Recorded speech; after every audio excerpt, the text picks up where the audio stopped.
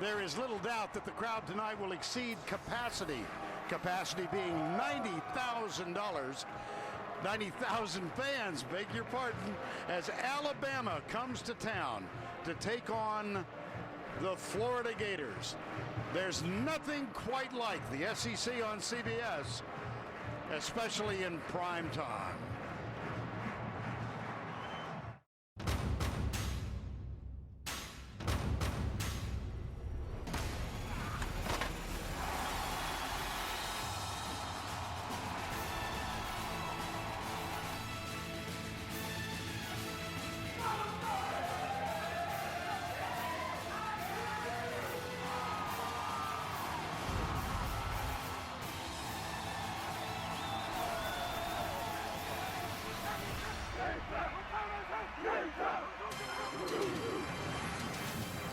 Nighttime at Ben Hill Griffin Stadium on the campus of the University of Florida in Gainesville, as two teams with great reputations gather here for the first time since 2006.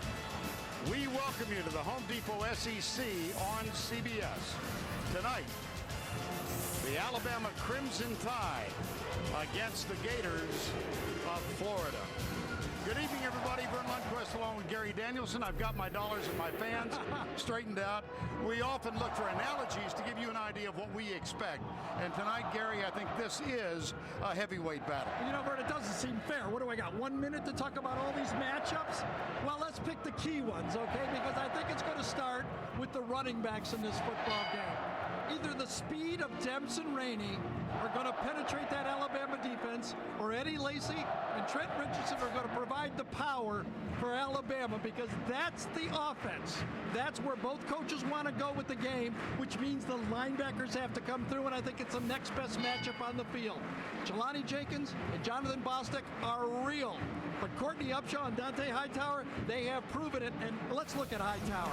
He's obviously healthy. He's one of the great football players in college football, whether he's rushing the passer or playing in space. And he's shown this year that he's back to 100%. And even in short yardage, he is a big linebacker.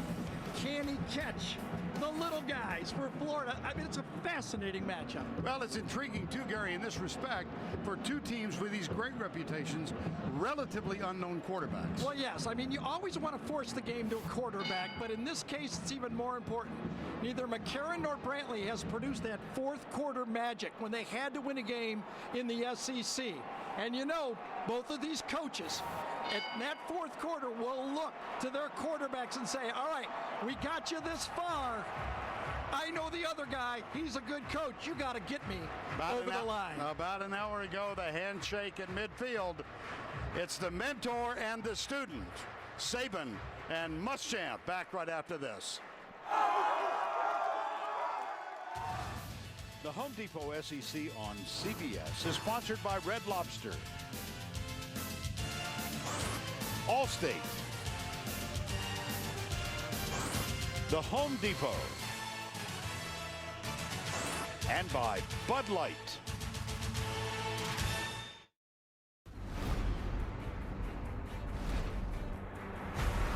Alabama wins their 13th national championship. The Florida Gators have won another BCS national championship, their third national title.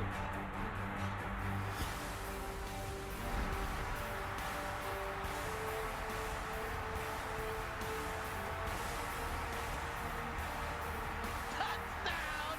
Oh my! Touchdown! Alabama! They got him. Intercepted. Who do you think's going to win this foot race? Brilliant run. He's in. Keep your cameras on. This is going to get fun.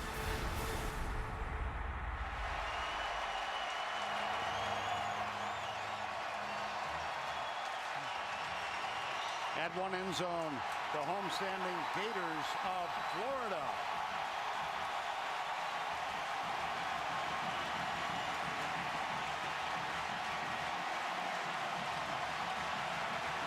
And behind them, Nick Saban and the Crimson Tide. Tide of Alabama.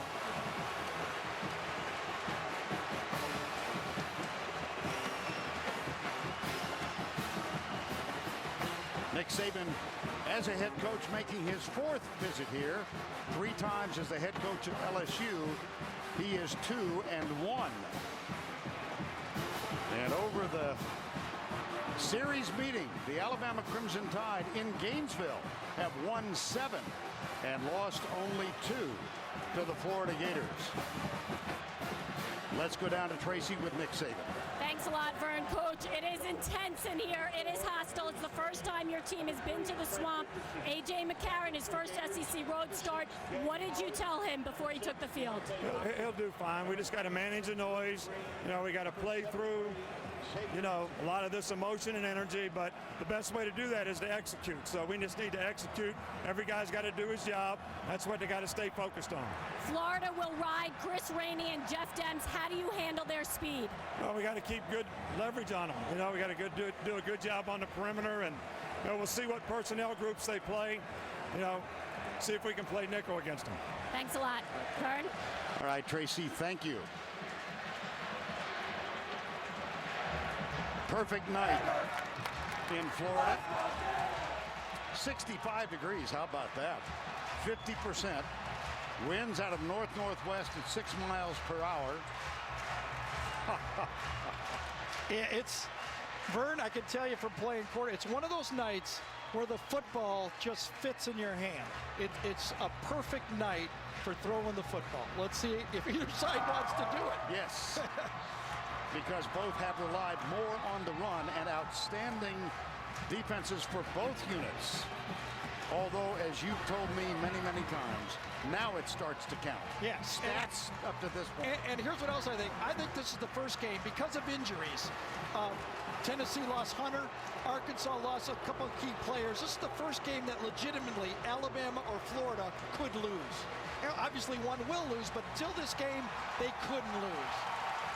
Florida Gators won the toss and opted to receive, so they will do so. Going from our right to our left, the Alabama band is here, as are 10 or 12,000 fans dressed in crimson and white. It'll be Jeff Demps, number 28, and Mike Gillislee back to return the kick. One of the interesting things about Alabama is they have not been kicking off deep. Let's watch it in the game and see if it creates field position for Florida. Matter of fact, you saw the graphic. 1 touchback for Foster.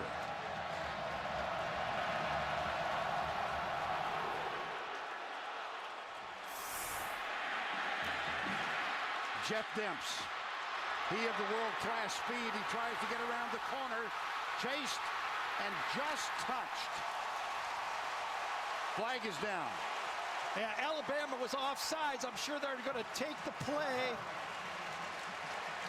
And we saw the effect of the short kickoffs already in this football game. Hardy Buck made the tackle. There is a flag down. Our referee tonight, Mark Curls.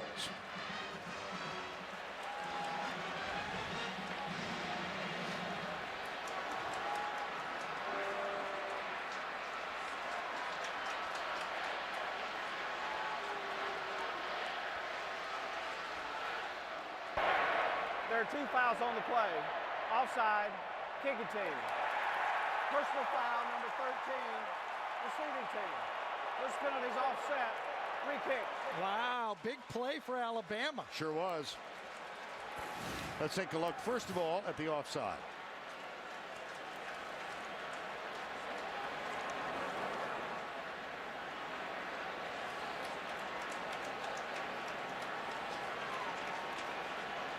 Just a little anxious, beat the kick.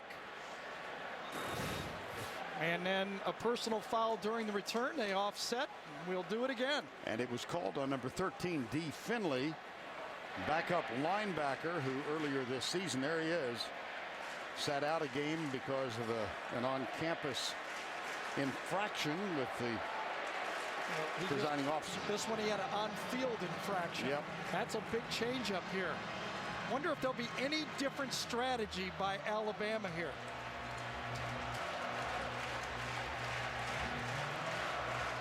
Well, we'll reload. Demps and Gillislee retreat, and they expect the short kick there at the 9 and 4 yard lines respectively.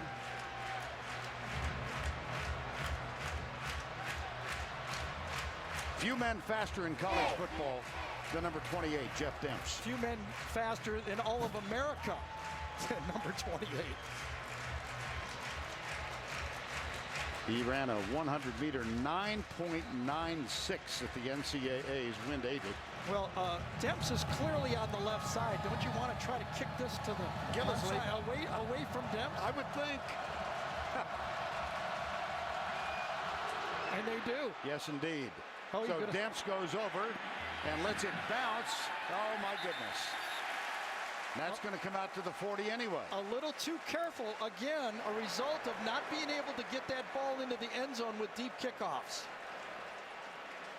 And so, at last, we're ready to go. John Brantley, second year as a starter, the fifth-year senior, 64%, 188 pass yards per game, and much more comfortable, I would think, Gary, in this offense than he was in the spread. Well, yeah, it couldn't have been any worse for him last year. It was not only did he have to replace Tebow, he also had to run an offense that wasn't suited to him. But, you know, we visited him Friday. He seems calm, and he knows what the game plan is, and he says he's ready to go.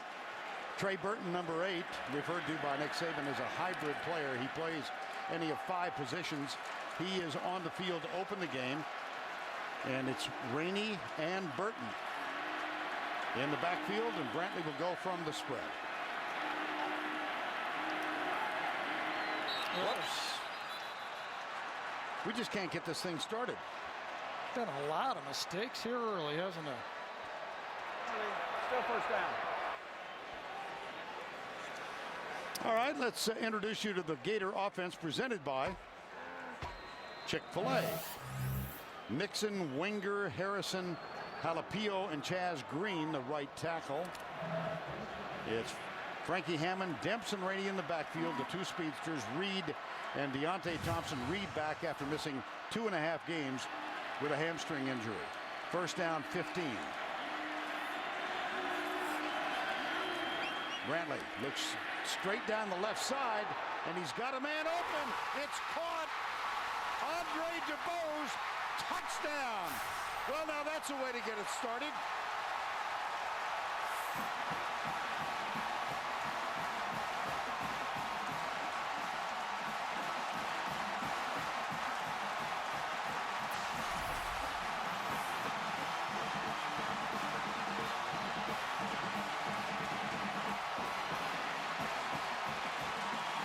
They don't go deep often.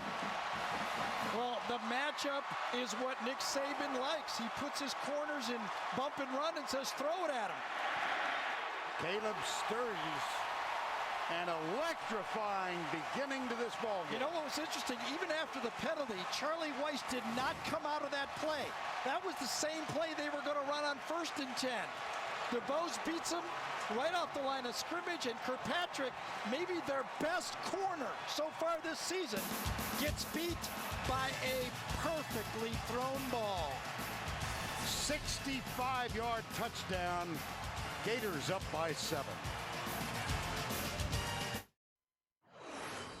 LG, as a proud NCAA corporate partner, presents great SEC rivalries. Welcome to the Swamp! Tebow. It's caught. Touchdown. Jump pass. How about intercepted in the end zone? This guy's unbelievable. Come on now. You can't do this stuff. This rivalry's a knockout. Oh, the Gators get out of the swamp alive. I saw him at dinner last night. I think he stayed a little longer than we did. Rivalry notes, Alabama in the SEC championship game, 4 wins to 3. And Florida only 2-7 here. And what a quick strike. Andre DeBose, first career touchdown reception. He's returned 2 kickoffs for TDs. And Charlie Weiss told us he should play more in this game. Yeah, that was a nice little hint. Caleb Sturgis will kick off for the Gators. You know, you got to wonder, Vern, would they have tried that pass if the ball was on the 20? Does the 40 make it a little more comfortable to try a deep ball? It looked to me that they were going deep ball to start the game no matter what. And they wanted to deliver a message. Dre Kirkpatrick was the man beaten, the cornerback, who had just a sensational game, number 21 for Alabama in the win over Arkansas last week. Here's Sturgis. This will be Marquise Mays near the goal line. Got a little room. Gets a block. Knocked out of bounds at the 33. Vern, A.J. McCarron, your serve. Let's take another look at Brantley to DeBose. Watch this. Robert Lester right here is the safety. But look where his eyes are in the backfield here and not to the outside like you might think. Okay, he's concerned with the inside. I don't think Kirkpatrick thought he had a lot of help, but the safety gave him no help on the play. And so Brantley to DeBose, and now A.J. McCarron, first year as a starter, replacing Greg McElroy. He'll go out of the gun. Richardson is back there with him. McCarron, short pass. Yep. Caught by Michael Williams, a tight end, number 89. And let's tell you a little bit about A.J. McCarron, who won a battle with Philip Sims to become the starter this year. Third in the SEC completion percentage. Everything is conservative so far. 195, 4 TDs, 2 interceptions. He has not been intercepted in the last 3 games, and he hit 15 of 20 last week in the win over the Hogs. 3 wides to the left. Richardson breaks the first tackle, as he usually does. Yes, he does. And the Alabama offense presented by Chick-fil-A. Barrett Jones, Warmack, Vlahos, Steen, and Fluker, the offensive line. You've got Marquise Mays, Darius Hanks at the wideouts, Michael Williams, the tight end, 2 tight ends, as a matter of fact, Brad Smelly, and then Trent Richardson, who has rushed in excess of 100 yards for 3 consecutive games, including a high of 167 against North Texas State.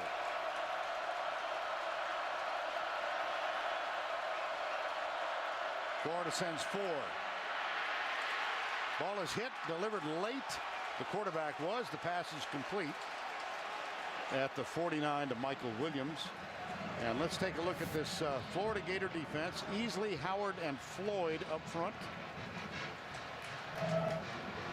Powell, Jelani Jenkins, Jonathan Bostic, Laurenti McCray, the linebackers, and in the secondary, Roberson, Elam, Saunders, and Riggs.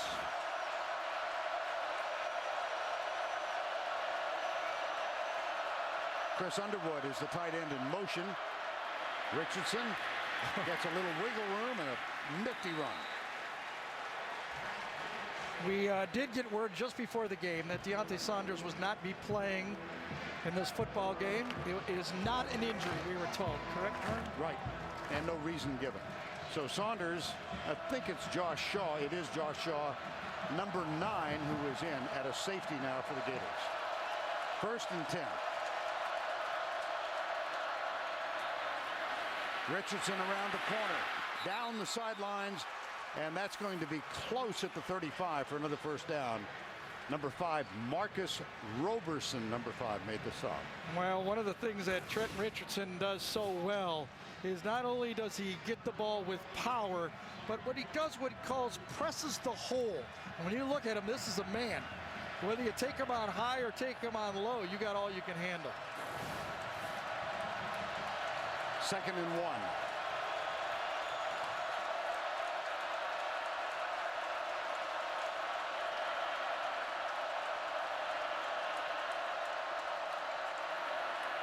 Richardson cuts right, and again surges inside the 30 to the 25.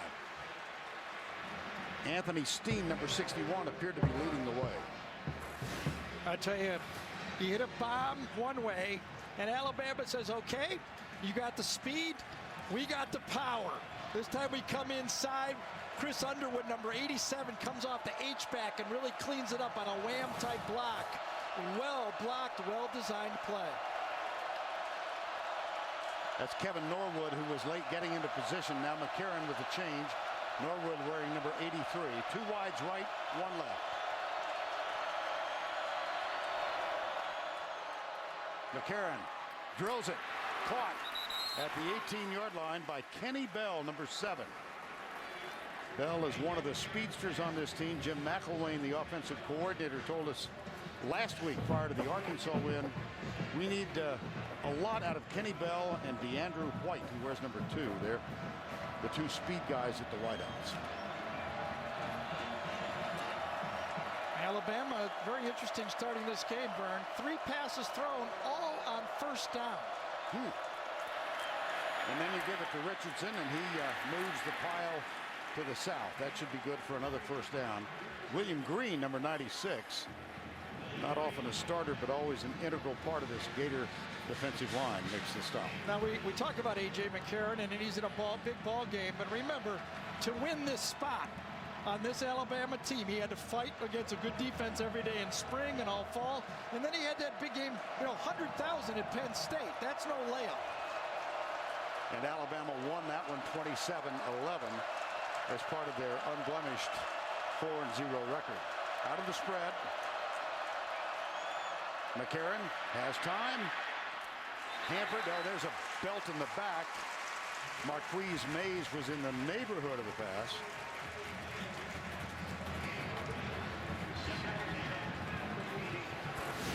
We got Josh Evans, who's substituting for Saunders, sees the crossing route, doesn't know. I think it was Saunders, wasn't it? Yes. It was. For Saunders, was it Josh Evans? I think they were trying to get the ball to Trent Richardson. He was covered on the play. So 2nd down and 10, 10th play of the drive. The opening play from offense, a 65-yard pass to Andre DeBose. Here comes the pressure. McCarron, nobody open, scrambles right.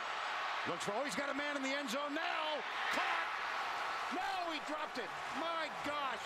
Kenny Bell eluded the defensive back and was wide open. I think it was Jalen Watkins, number 14, thought the ball was going to be thrown early. And when he committed, the receiver doubled back deep and had a touchdown and couldn't make the catch. It would have been a tough catch, but a 6-point catch. 3rd and 10. This is where the noise factor is more and important. No pass rush yet from Florida. A significant pass rush. Timeout. Will the crowd affect the game? One of the questions.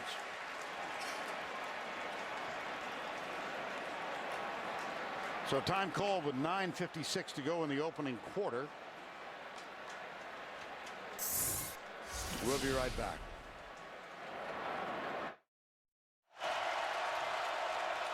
The Swamp on this glorious October evening, and the 11th play of the Alabama drive coming up. As you see, Florida yet to yield a first quarter touchdown. 3rd down 10. Blitz. McCarron with protection.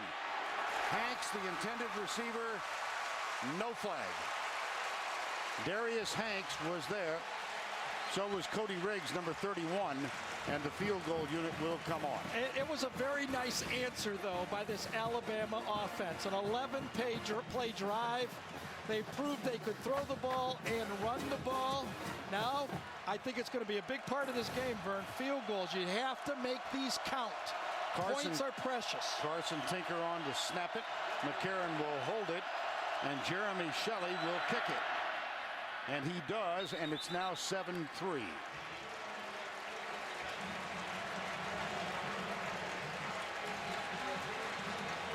Well, there was an opportunity to notch this thing up, as Kenny Bell could not quite catch up with the A.J. McCarron pass.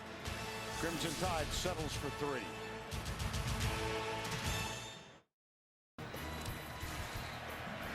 (7-3). Jeff Demps, Mike Gillislee. Well, this has been an important, and again, it's very short, taken at the 14. And it's Demps coming left. Watch out! And Cade Foster got him. Big story in this game. The kicker saved 6, but they do get it all the way out to the 41. Start the first drive at the 40, second drive at the 41. Remember, Demps had that, what was it, ankle last year, and he wasn't effective. Right. He's got to run up on this one and catch it. Catches it almost in stride and finds a crease. And that brings up a first down. Frankie Hammond breaks the huddle, goes wide to the right, top of the screen. And Brantley goes back in the spread. Guards on either side. Fumbled it. Yep. That was Rainey. And apparently Chris Rainey did recover for a gain of 1. You know, it's funny. I had a guess with Charlie Weis as we look at Demps. It's an interesting injury because they need his speed, that they might use as many as 3 or 4 tight end types in this game, and that's exactly how he has started off the game. I think he feels his best matchups are inside, although he gave the signal outside, we're willing to throw deep. Now Demps on the sideline, limping a little bit. Here's Rainey. Toss. Left side to the 45-yard line. And let's introduce you now to the Alabama Crimson Tide defense presented by Chick-fil-A. Williams, Jesse Williams, the Australian, Chapman and Damian Square up front. So many great players on this team. Jarrell Harris, Hightower, Nico Johnson. C.J. Mosley not able to go tonight. Upshaw playing very well. Terrific secondary. Menzie, Lester, Barron, and Dre Kirkpatrick. Alabama yielding 43% on third downs this year. Here's Brantley stepping up, looking way deep, and he's got a man. It is caught at the 25-yard line by Deontay Thompson. How about this? So conservative with the play calls has Charlie Weis been with the passing game, and he goes deep twice. Well, I'll tell you, 3rd and 6. Ask Tyler Wilson how much time you have to throw against Alabama on 3rd and 6. This Florida offensive line did a brilliant job. That was about a 3.5-second pocket. And inside, Deontay Thompson had all day to run a deep crossing route. First down and 10 after the 30-yard gain. Rainey is the deep back. Rainey goes right with 2 blockers in front. He got run down by Mr. Hightower. Yes, indeed. Pretty good speed from the linebacker. Well, asked you in the production meeting things to look for in this game. I like to call them pressure points because in the game, something is going to pop out that a coach will take advantage of. I think yards after catch. Alabama is so good at tackling in the secondary. Now, will the crowd be a factor? And that's usually when the defense for Florida is out there on 3rd down and 3 and outs. Both teams need to mount drives. That's Rainey in motion. Trey Burton inside shovel pass as Burton lined up in the spread with Brantley wide out, and Jordan Reed makes the catch. Well, we always say, okay, obviously 3 and outs. I get it. But both coaches have emphasized the value of a punt in this game. That's true. But a punt on a 3 and out is no value. You need a couple of first downs, then a punt if you're going to punt the ball. And a 3rd down coming up now. Reed back in the lineup after missing 2.5 games with a hamstring. Rainey will be in the backfield. First surprise of the night is that Charlie Weis has gone deep with his passing game twice. Here's Brantley. Looks deep again. Goes across the middle. It's caught at the 10-yard line. They might give him the 9. Deontay Thompson. Boy, Deontay Thompson, who has been really struggling in past years catching the football, has caught 2 big ones already. But again, all the time to come all the way across the formation. And what a great matchup. He was against Will Lowry in the middle of the field. That's a matchup that Weis has to love, calling plays for Florida. It's been the pass rush, though. Usually you think Alabama's going to put the pressure on the quarterback. So far, nothing. Play action. Brantley goes for Rainey in the flat. Got him. and he can't stay in bounds. Out of bounds near the 4.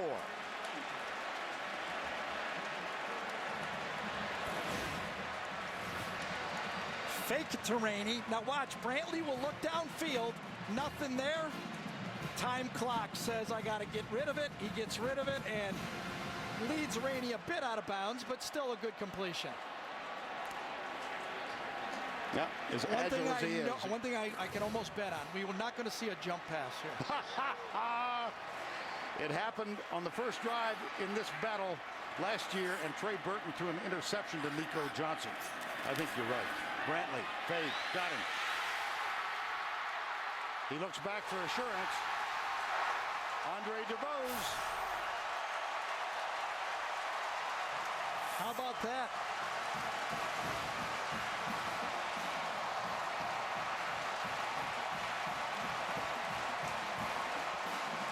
Now watch the side judge look back just to make sure he's got the call correct. It was a perfect throw, but was his foot in the field of play or the end zone? Catch is now, is his left foot dragging? It is. Yes. It is. Good call. Good piece of officiating. But the ball kind of keeps coming out. Did he have control of it? All right. Left foot's there. Does he have control of the football?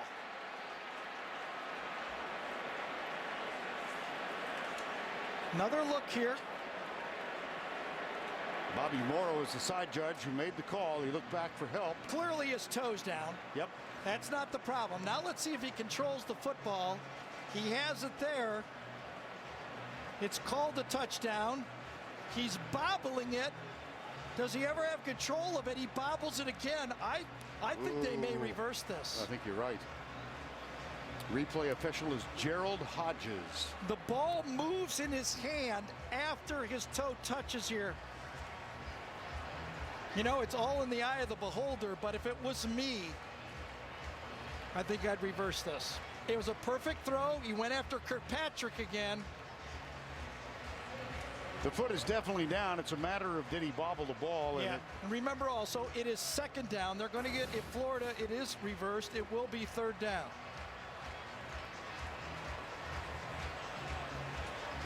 Brantley and Weiss. Nick Saban says no, that's not good. You know, interesting this year, I don't know if the fans realize, but for the first year, the coaches in the coaching box upstairs actually can hear us do the game. That's right. So that's a frightening interesting. thought. I could suggest some play calls and stuff like that. The ruling is the receiver never had firm control of the ball. Therefore, the pass is incomplete. It's third and goal from the 4-yard line. Good call. Yeah, I think it was. You know, it was great execution by everybody, and including the referees. The officials on the side looked at each other. They made sure the foot was in. Then the upstairs official took the last look and made sure it was a clean touchdown. Well, red zone third down conversions is red zone stats presented by Verizon. They've had problems converting touchdowns. They've had to settle for field goals much more often than Will Muschamp or Charlie Weiss want. Brantley. Look at all the time he's got. And look at what the end result is. There is a flag down, and the pass ruled incomplete. Yeah, it could be offensive pass interference here. I think it was to the outside. Deontay Thompson picked on the play against Menzie. Yes, he clearly picks. Watch this. We're going to get in there. Watch him come inside, hit Menzie, and then go for the play. He's going to get called for offensive pass interference. How about the tomahawk chalk by Menzie? It was too obvious, Vern. Yep. Everybody does it all game. What you got to do is turn around and kind of stick your rear end into the guy, not your hands. Pass interference, number 6, offense. Penalties decline, fourth down. An old Gator was the best at it. Really? Chris Collinsworth could pick better than anybody I saw. And they ran that Lindy Infante offense for the Bengals, and he never got called. Might hear a retort on Sunday night. There's a chance. And he did it against us Browns, too. I got you. Caleb Sturgis has hit 13 in a row, 11 of 11 this year. His last miss was September 11th last season, and make it 14 in a row. Caleb Sturgis suffered a back injury after that game and had to sit out 8 full games last year, and did they miss it. I love it. Both head coaches are clapping as their teams come off. Another short kickoff by Cade Foster. Jeff Demps with the return. Did not see action on the series. We'll have a report when we come back. 10-3 Gators in the swamp, and an injury to Jeff Demps on that kickoff return. Take a look at it, Gary. Yeah, it seems right at the end of the play, he gets thrown right on his left ankle. Let's see if we can isolate it for you. Yeah, right there. It looks like player falls on it. And we'll see how good he is. For more, let's go down to Trace. Well, guys, just like you mentioned, that's what he was worried about, that ankle. But no trainers were really paying much attention to him. He just walked on the sideline during that last series. It does not look to be of too big of a concern. Expect him to go back in, guys. All right, thank you, Trace. I know, Gary, you are not a proponent of using your stars on kickoff but in returns. this game, they need the yards. Okay. In this game, I think that there's no doubt that Demps and Rainey are huge on a kickoff. But there's one thing for Demps to be okay and be a 9.9 600 meters. That's a big difference. Well, speaking of stars, here is Trent Richardson back to return this kickoff for the Alabama Crimson Tide. Instead, it's another star, Marquise Mays, who bounces to the outside. Watch out! Foot race, helmet high tackle. Marquise Mays, who had the sensational punt return last week in the win over Arkansas, moves this one deep inside Florida territory. You know why coaches work 100 hours a week? Because you never know what might be the big part of the football game. So far, in the first quarter, the big part of this football game has been kickoffs. It has changed the whole strategy of the football game. That's why they put in 100 hours a week, because you never know where the dam's going to spring a leak. And so the Crimson Tide, with A.J. McCarron at quarterback, opens their second possession at the Florida 29-yard line. 3 passes on first down so far. Richardson near the 20. William Vlahos, number 73, with the block that got him the additional yards. Here's Mays.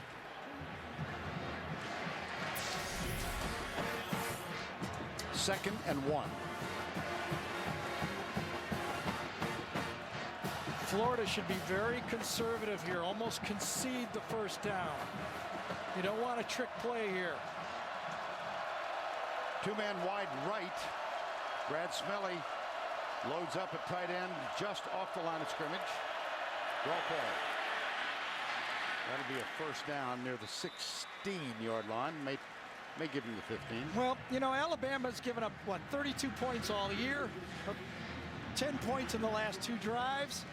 But when you look at the field right here, they can do what they want to do on offense. They have to feel good about that. They've been able to run the ball when they want.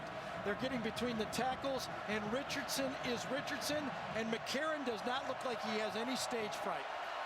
Good point there. First down 10.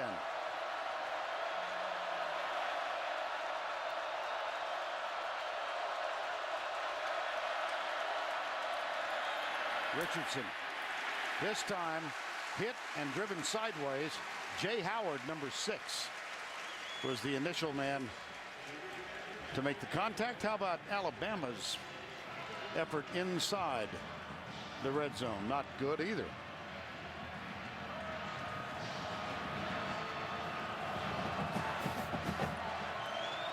And we saw that one against Arkansas when they couldn't punch it in. Right. First and goal from the 2.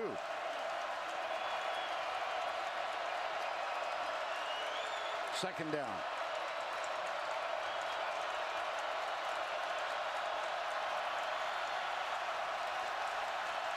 Had to call timeout.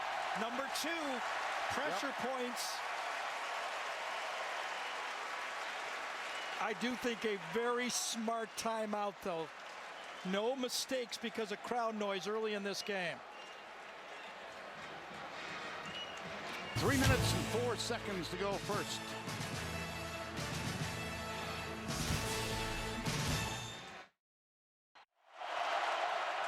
Alabama has used 2 timeouts. The first because the play clock was winding down. The second, without question, because of the crowd noise. Alabama going unbalanced to the right. Up the middle, Richardson breaks a tackle. How about that? He's a load, isn't he? He reached out. They're not going to call that a fumble. Jelani Jenkins, number 3, with the tackle. It's so comfortable as a quarterback and a play caller to have that type of power inside to pick up those tough yards. Last time he just followed Chance Womack, number 65. 3rd and 4.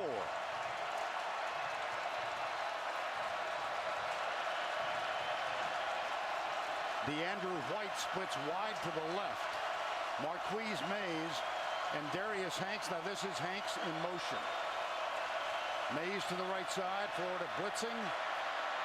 Richardson breaks the first tackle, steps out of the second, and is close for the first down inside the 5. And there is a flag. He had thrown by the umpire in the middle of the field. Listen, Florida was down there and they had a penalty offensive, and now Alabama does.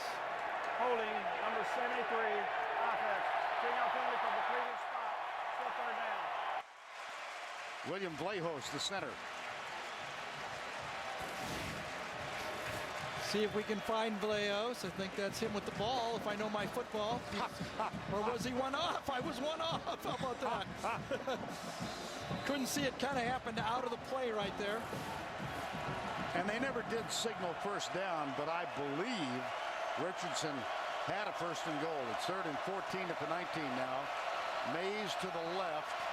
DeAndrew White to the right. Brad Smelly sets up as an H-back. Here's McCarron. They're inside. He's got a block. It's Mays to the 5. Struggles, fumbles into the end zone, but they will rule it down at the 1.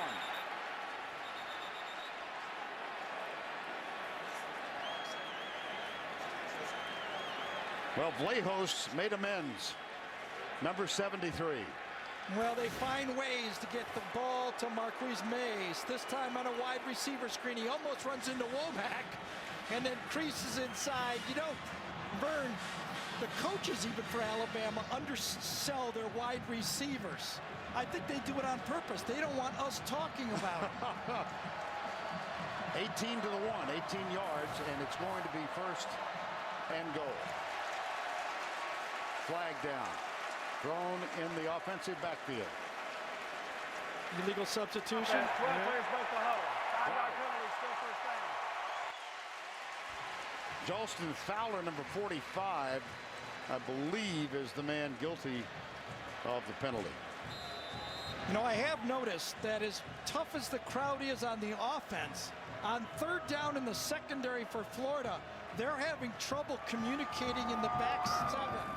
Here's the 3rd down play before. Watch the Florida players try to get each other and communicate. They did not do it well.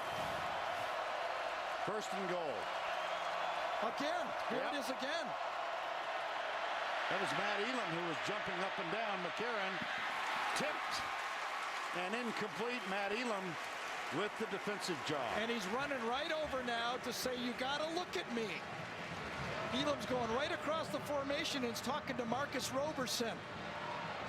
Says, you got to look at me. I'm calling the plays. When they go in motion, look at me, Marcus. He didn't. Marcus is a freshman. He'll get burned a couple times and he'll start looking for the safety and seeing what the defense is. Marcus Roberson is the right cornerback, number 5, and he lines up now on Darius Hanks. DeAndrew White is outside. Hanks starts in motion. Blitz again. Richardson. Breather counterpuncher. Touchdown. Alabama.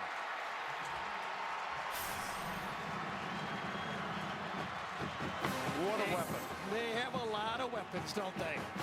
One of them is Barrett Jones, number 75, their offensive tackle, top of the screen. He comes down and crushes, opens a hole all across that line. Jones, Womack, and Blahos, they did a wonderful job springing Trent Richardson. 9th rushing touchdown of the season for Trent Richardson. Spent 2 years as a backup to the Heisman Trophy winner Mark Ingram. Here is the extra point from Jeremy Shelley. And Alabama has tied it up 10-10.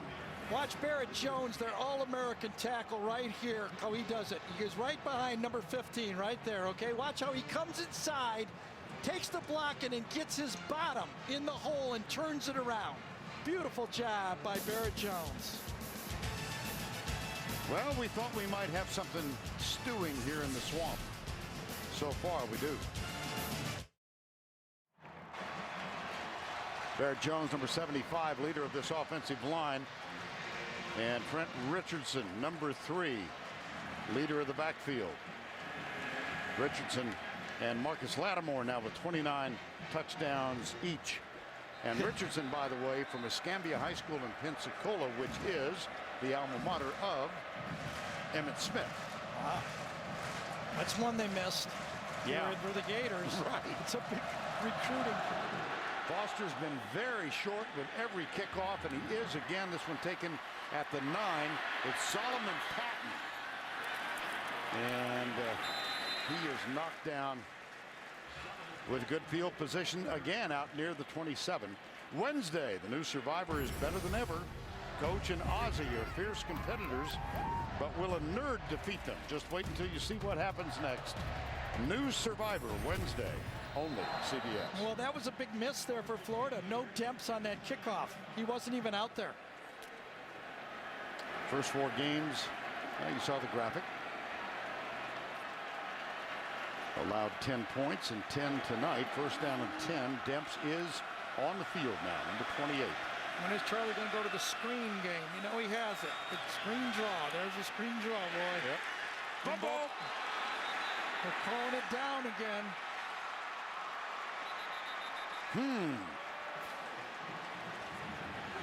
Nico Johnson was the guy who got the elbow in, number 35.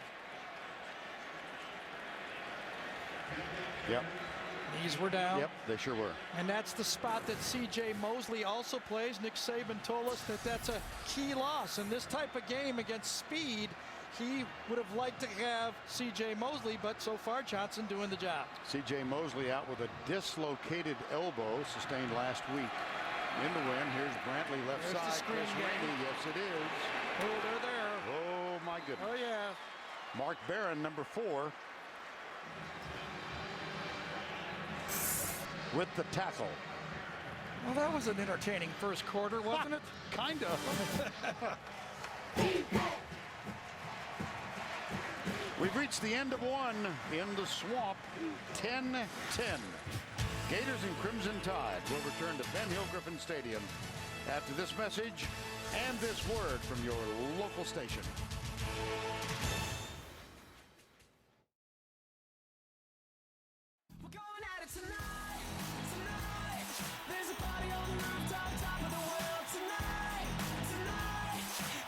It's caught. Andre DeBose, touchdown. Smith throws back in the end zone. Bell drops it.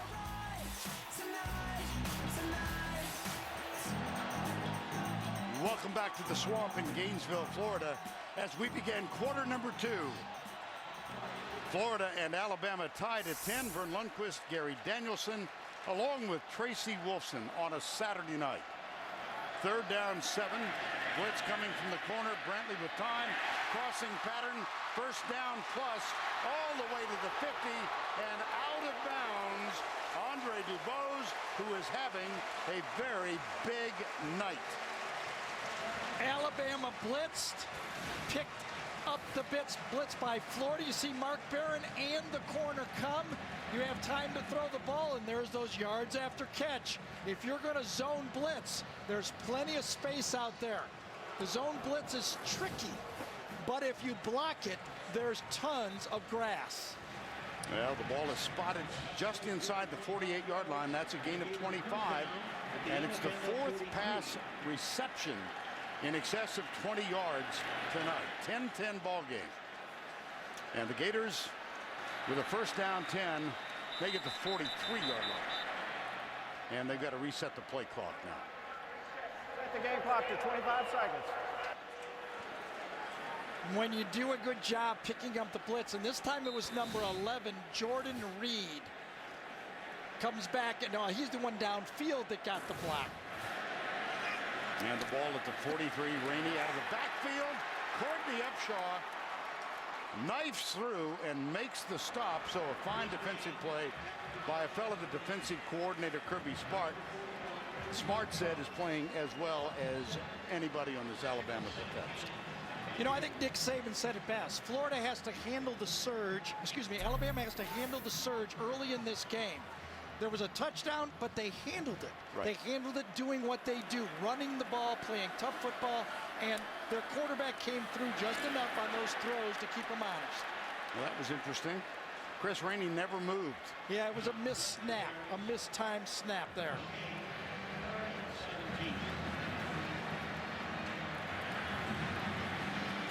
See the wristbands on Rainey? We talked with him when we were here a couple of weeks ago. There are 14 of them in all. Go ahead, you handle that, Frank. I couldn't. Nope. No. Oh my goodness. 3rd down. Florida already tonight with 143 yards. Brantley under some pressure. Intercepted by Upshaw. Got some blocks, has some room. And he is going to go unimpeded for an Alabama touchdown.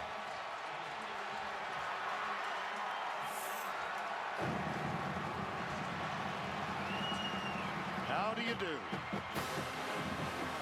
You know, on this one, it was not a design drop. This wasn't a scheme. This was just Upshaw getting blocked by Nixon and falling into the play. There's nothing that could have been read by the quarterback. It just happened, and again, Alabama scores with their offense not on the field. Courtney Upshaw, who tonight is starting his 45th consecutive game for the Crimson Tide, with a 45-yard pass interception return for a touchdown. Now watch right here. Here's the matchup. Upshaw is trying to get to the quarterback. Xavier Nixon does a good job. He stones him. He tries to change direction and wham, right in his stomach. That wasn't a Kirby Smart or Nick Saban scheme. That was just the luck of the draw.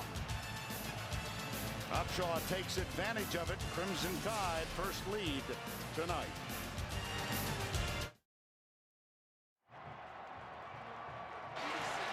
Welcome back to Florida Field at Ben Hill Griffin Stadium in Gainesville, known as the Swamp.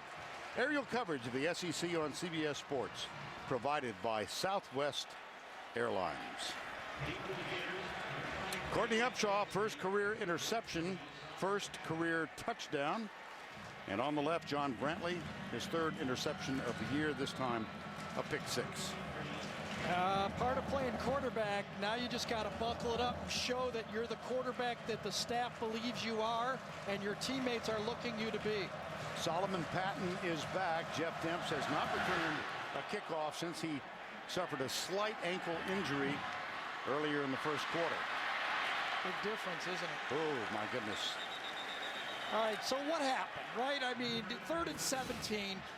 Florida's just trying to dump the ball. Alabama's going to play a deep umbrella zone right here. Now, look, right when he throws the ball, that looks safe, right? That's who he's trying to throw the ball to. There's the block right there. Throws it off his back foot. Throws it short. Nick Gentry probably could take just as much credit for that poor throw because the bad footwork by John Brantley cost a very poor throw on the play. And recall that C.J. Mosley had an interception returned for a touchdown in last year's Alabama 31-6 win in Tuscaloosa. On first down, out to the 30. Let's go back to the studio for this John Hancock update. Here's Tim Brendo. Vern, I've got another team for you to put on your national radar. It's Clemson on the road at Lane Stadium today. Here's Mike Bellamy taking it 31 yards for the score. The combination of Taj Boyd and Sammy Watkins really outstanding. 3-3-3, they win. They're 5-0, first time since 2000. Oh, thank you, Tim. Didn't see that one coming back in August. Well, my partner over here, David Moulton, did. He told me all the offseason that Clemson was the team to watch. Once in a while, he's right. He makes 87 predictions. Here's the run around the right side. It's Demps. Nailed by Dre Kirkpatrick, number 21. Kirkpatrick, who had 6 hard tackles and 3 pass breakups last week. Everybody who goes against Alabama says the same thing. You better be balanced. Charlie Weiss told it. Will Muschamp told us that. So far in this game, Florida, 0 yards rushing. 8 runs for no yards. Kirby Smart, who was a teammate in college of Florida coach Will Muschamp, and they were also on the staff at Valdosta State together in 2000. That's when Muschamp met Nick Saban and was in, low snap. Brantley. Again, he's got a lot of time. He finds Demps. Look at him close space, though. Dre Kirkpatrick. They close the space. When they play zone, Alabama gets a lot of credit for playing man-to-man coverage, but they are a great zone team, too, and as good a tackling secondary as there is in college football. If there's one difference in this game, I think, Richardson is one with the power, but the Alabama secondary, they can make a lot of plays. David Lerner is on to punt for only the 12th time this season. A little bit of a rugby style. And here's Marquise Mays up and under and belted. No 83-yard return on this one. 40-yard punt. Nothing on the return. CBS Sports coverage of the Home Depot SEC continues after this word from your local station. Difference in the ball game right now. That 45-yard pass interception return for a touchdown by number 41 Courtney Upshaw for the Crimson Tide.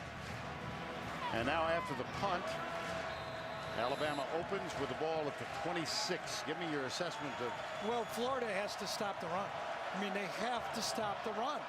The last 2 ball games that they played, they've not been able to stop the run by Alabama, and then it became too much to defend. Eddie Lacy's in for the first time. McCarron back to throw. He's got his tight end wide open all the way out. Another first down to the 48-yard line. Michael Williams with the catch, 22 yards. So you got to hand it to Jim McElwain. He's dialed now 4 different first down passes. This is just all seams. 4 guys up the seams. When you have a middle safety, you throw the ball to the hash marks, and Michael Williams is such a valuable player for Alabama. He's almost a 3rd offensive tackle and a very good receiver. And his 3rd catch here in the early going. That gives him 8 for the year. That's Darius Hanks in motion. Play action, McCarron. He's got a man deep right side, and he overthrows Darius Hanks by a yard or 2. He had 2 guys open. He had Kenny Bell also open on the play. Again, a little bit of miscommunication in the secondary for the young Florida secondary. Remember, we were here against Tennessee when they had 6 pass interference calls, maybe 7, who knows? Okay, there were so many. In this game, they backed off a bit. They're not playing that bump and run style.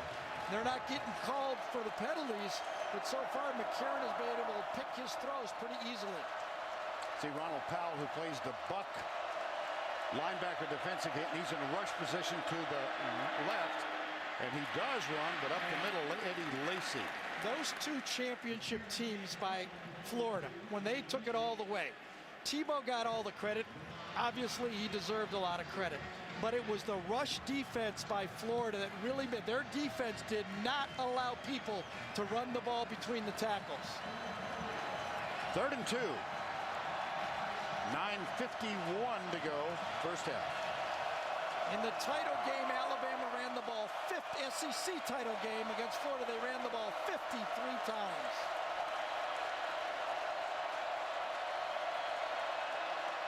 Little toss, Lacy.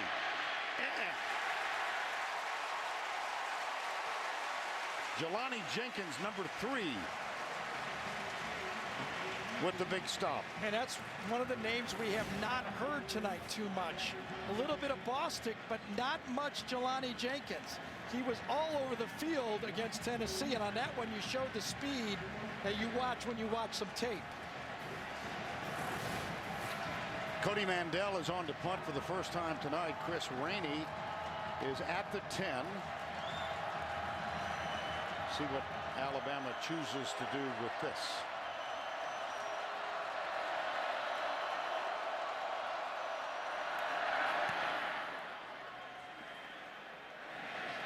Rainey grabs it at the 14-yard line.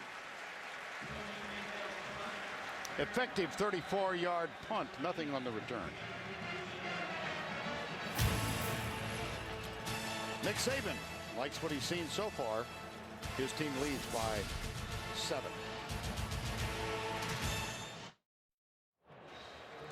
Bama by 7. Time now to take a look at our Home Depot tools for success. Gary? One of the pressure points we set up in this football game was yards after catch. And Florida came out and stung Alabama early, got some long pass to start the game for a touchdown, and then saw some catch and yardage afterwards. But you know, this team is now, Alabama is kind of getting used to the speed, I think, of this Florida team, and they're starting to make those tackles. Last 2 drives, interception for a touchdown and a 3 and out. On first down 10, Rainey is in the backfield with Trey Burton. Play action. Brantley. Yeah, good pressure, good pressure. Looks like Josh Chapman, number 99, up the middle. Nose tackle, hits his arm, I believe. Comes on strong, disengages with an arm under, and then sticks his arm up, and Brantley could not follow through. That was John Halapio trying to do the offensive job and unable. Brantley now 7 of 11 for 142 yards, but the key stat was the interception. 2nd and 10.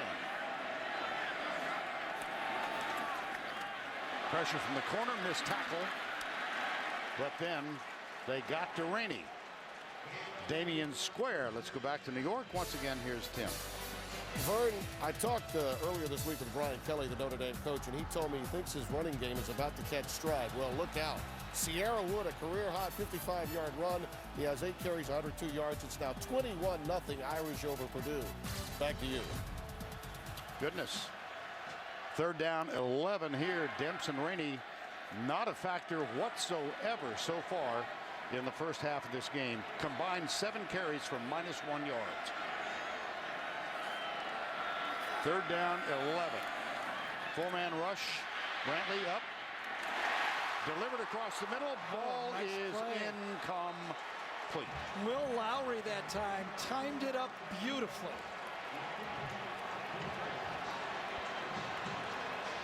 And it's going to be 3 and out. Again. Ball and Lowry get there about to say that ball should have been caught. I'll tell you, you got to have that one. If you're going to beat Alabama, you don't get a lot of these chances. Andre Dubois to catch that football. And that, Gary, of course, is the second 3 and out in succession. Lerner on to punt for the 2nd time. Line drive. I don't know if that was intentional or not, but it's fairly effective. I'm thinking it might have been when you got Mays back there. They saw the highlight of your call also.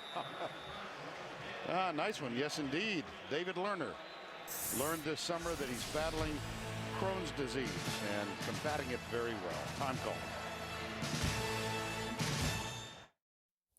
Tim Brando in New York coming up on the Geico Halftime Report. Spencer and I will get you caught up on all of the action, including Philip Luxenkirchen's triumphant return to the Auburn offense. Here catching what would turn out to be the winning touchdown in their upset of South Carolina. Now back to Alabama, Florida. All right, Tim, thank you. And we had an update a while ago. Notre Dame over Purdue. Big, not a good day for the Boilermakers, but earlier last fall, look at this. The cradle of quarterbacks highlighted on the left side. Gary Danielson, welcome to that select fraternity. Starting quarterback. What did we say? You decided that 10 were NFL 10 of the players? 12 played in the NFL. How about that? That's a pretty good list. And congratulations to you. Here's Richardson. Nope. Maybe a yard and a half. Jalen Watkins, number 14. Well, Nick Saban had Will Muschamp on his staff. They met in 2000.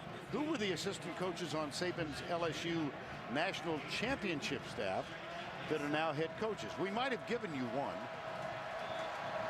Well, we all know Muschamp. Right? We're giving him a head start. Yeah. Right? Kind of a storyline this week. Second down. Brandon Gibson, number 11, in at wideout. Top of the screen. McCarron keeps it left. Hanks through his hands. Good defensive job by the linebacker, Laurentine McCray. This is a really big stop for the Florida defense. Their offense has gone 3 and out, 3 and out. Had an interception before that for a touchdown. And remember, Alabama gets the ball to start the second half. This is when a game can get out of control real fast. Now they've got it. 3rd and 8 here. They need a stop. And let's see how much the crowd affects the play.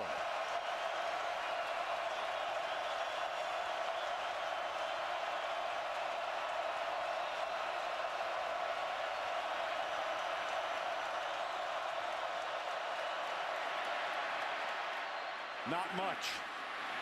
Brad Smelly breaks a tackle, surges inside the 45, and has a first down. Crimson Tide at the 42 after the 15-yard gain. I'll tell you, Nick Saban talked about how the crowd helped them against Arkansas, and he said, we worked on the crowd all week, especially Thursday. Look at this protection up front. Usually crowd control affects the offensive line, but so far the Alabama offensive line has given McCarron time to throw the ball. On first down, Richardson. This time he stopped. I found it interesting that Nick told us on the phone. On Thursday, they actually moved the practice inside. Right. So it's a controlled environment. Then they pump the noise. Right, so it's louder. The players love it because they can't hear Nick yelling. Well, I can think of some assistant coaches that are in that canoe with them. Second down. Under 6 to go.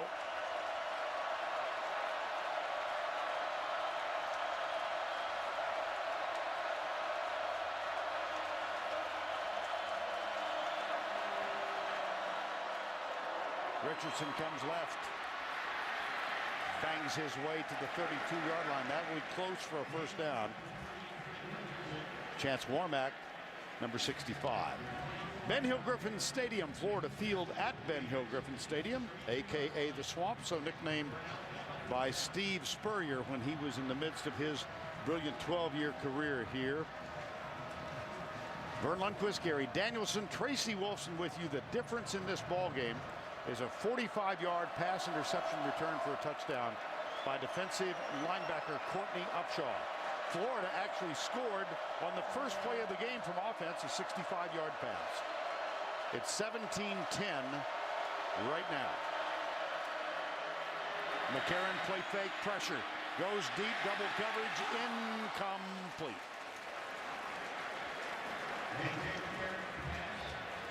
And how about this Alabama defense so far? They've adjusted. They got hit with the bomb early. The speed of Florida seemed to be a factor, but now that Alabama defense, Hightower making plays, the pass rush making plays, and then even when they get blocked, they make plays. And that was a combination of a good pass rush there also.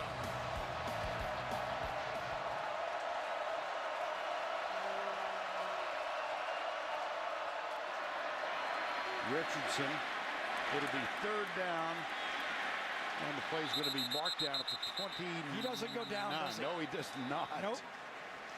You know, Vern, yes, the interception for the touchdown is the difference in the game. But also the fact that Alabama's run the ball for 81 yards in the first half, Florida minus 1 yard. 9 rushes. If you cannot run the ball against this defense of Alabama, I think it eventually catches up with you. Well, that's a pattern established by Arkansas last week. They were one-dimensional. Third down, 8. Another big stop. Let's see if they blitz this time.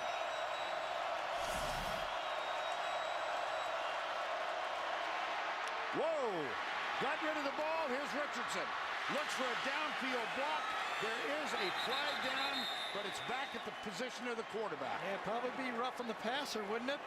Dominic Easley, I think, got to McCarron. What a call by Jim McElwain. He knew what a big play. He had to believe that Florida rush was going to come after him. A.J. McCarron got right into Easley's face on that play. Foul, roughing the passer, number 2, defense. Half the distance to the goal for the end of the run. First down.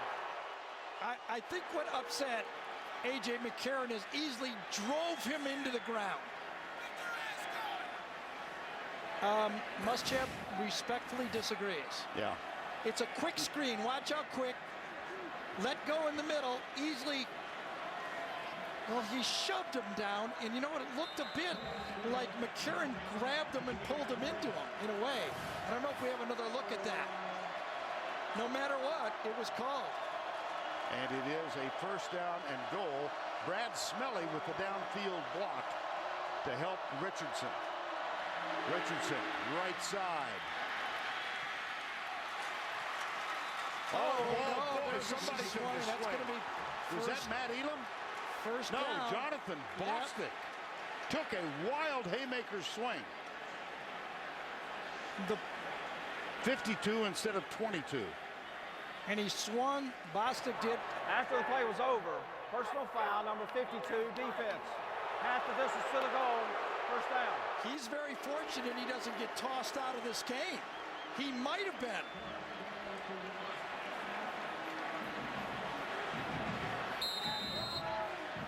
I don't know if he's in the goal line defense. Maybe he's just substituted, but sometimes when you slug, you can get thrown out. We get a report as quickly as possible. Touchdown, Alabama. And the absence of self-control by the most unlikely of young men. Right. Bostic. Well, you know, whether you're getting held, no matter what, you know, that's a big play. You have to be able to see that Alabama has been in a lot of big games. This crowd has not affected them at all. McCarron on the quarterback sneak. And Bostic took a wild swing. He did not connect. Here's Jeremy Shelley with the extra point. Now what does Charlie Weiss and the Florida offense do? Look at Saban. Settle down, settle down.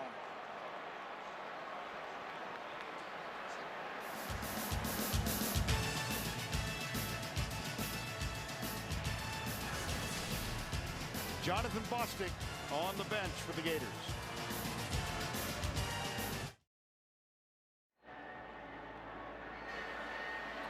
There's the Florida bench. 3-13. Alabama has outscored Florida 24-3 since they scored on the first offensive play. That's number 52, Jonathan Bostic. Linebacker, leader on this Gator team. Penalized for taking a haymaker. He got into it with number 76 for Alabama, DJ Fluker. And that Florida defense has to use their emotions to make plays, not to have fights and individual battles right now. They got to play as a team. Emotions are great, but you have to be able to settle down and play the scheme. Gillislee and Patton are the two deep men. Here is Cade Foster again. This is his deepest kick, taken at the goal line by Solomon Patton. After 33. Vern, we're going to take a best shot we have. I don't know if we actually have the punch. This is the play-by-play camera as it was originally shown on the Bostic. It's right here are the two. They're jostling, Fluker and Bosley. Everything's fine, everything's fine. And then right at the end of the play, as they go out of frame, right, Bostic takes a swing at Fluker. Fluker just doing his job there.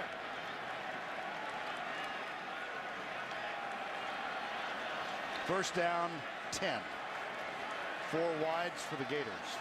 Trailing now by 14 points. Brantley steps up, heads to his left, chased by Josh Chapman and Dante Hightower, and he is out of bounds at the 37-yard line.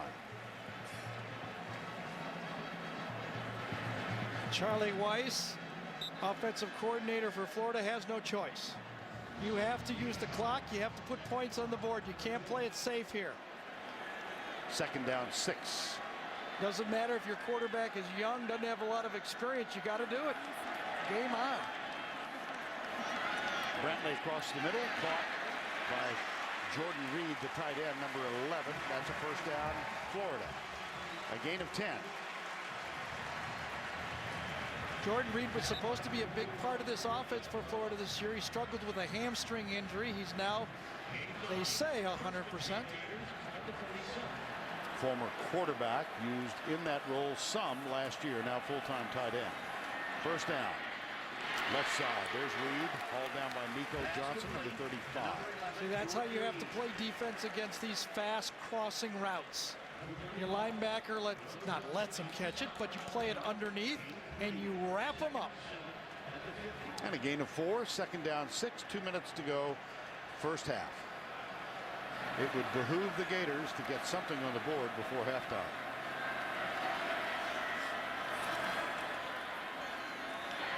Brantley, right side, caught, yes. Yep, nice throw. Frankie Hammond. And a quick update from the Florida bench. Jonathan Bostic was not ejected from the game. He is still part of the squad. Good. Yes, indeed. Like to watch him play. So far, now you get the ball to the 40-yard line. Does Saban and Kirby Smart dial up something a little different? It's been all soft zone so far in this drive. On 1st and 10 from the 40, Brantley has 2 wides to the left and 2 to the right. 4-man rush again. Crossing route, Rainey. And he breaks the tackle, gets around the corner, and is out of bounds at the 15. We talked about it. That was everything for Alabama acceptable. Let him catch it, make the tackle, because yards after catch on that one was an extra 15 yards. And he went through Hightower, and I think it was Menzie that time. And then Robert Lester chasing him, couldn't catch up, did force him out of bounds. Great drive by Florida here to answer. 2 wide, right side. Up the middle, ground game, not effective whatsoever. That's Rainey, and he runs into Adrian Hubbard, number 42. It is interesting talking to Kirby Smart about Charlie Weis. We asked Charlie the same thing. Kirby Smart said, we even watched Kansas City Chief film to see how Charlie Weis used Dexter McCluster, who's similar to Rainey. Pretty thorough. Charlie was the offensive coordinator in Kansas City last year. Here's Brantley back. Flushed, caught from behind, and a fumble. The ball comes out. Still alive. It's still alive. It's still alive. Pick it up and run. Go. It's Hurry. still alive. That's a touchdown. Adrian Hubbard. Well, now the referee, the official, the head official, is waving it. Watkins, number 91, forced it. Hubbard picked it up. Didn't know quite what to do with it. The only thing I could think of is one of the line judges blew their whistle on the play, but the back official did not. The referee did not blow his whistle. I watched his body language. He threw his bag down and kept saying, play. Yards timeout, Florida.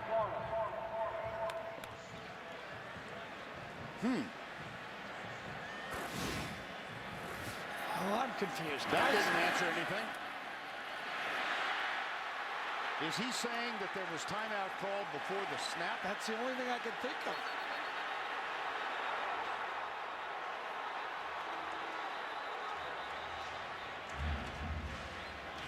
I was watching head referee that time the whole time.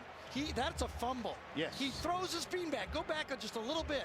There's the beanbag right there. He's calling it a fumble.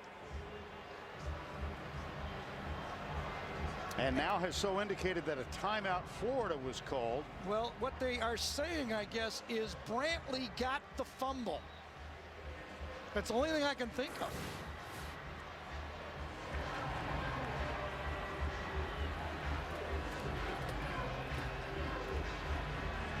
Well, we can do naught but await further explanation.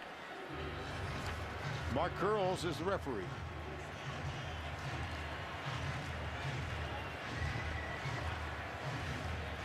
And we got this from the replay booth. He was ruled down, Brantley that is, on the play, and then a timeout called after he was ruled down. Right, but is it reviewable? Of course it's reviewable. Did the ball come out before his knee went down? That's what I'd be asking if I was Nick Saban. Yes, because I clearly saw Mark Curl right here throw his beanbag out. Watch him throw his beanbag out on the play.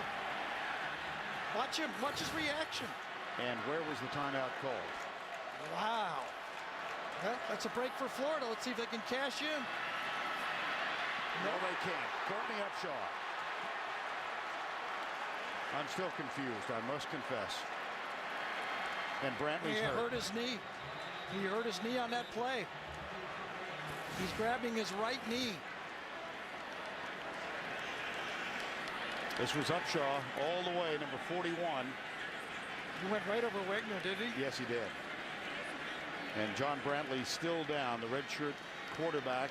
Oh yeah, he twisted his, got his right foot caught in the ground as he tried to twist. Now we remember Upshaw from last year when he was healthy. He was a tear rushing the passer. He had that high ankle sprain most of 2010. Caught his foot in the ground on the play. Jeff Driscoll, who was ranked the #1 quarterback prospect in the country coming out of high school, but really ineffective and struggled last week in 2 possessions. Here's Jeff Driscoll on the first, back to throw. He was 0 for 3 ultimately with this fumble.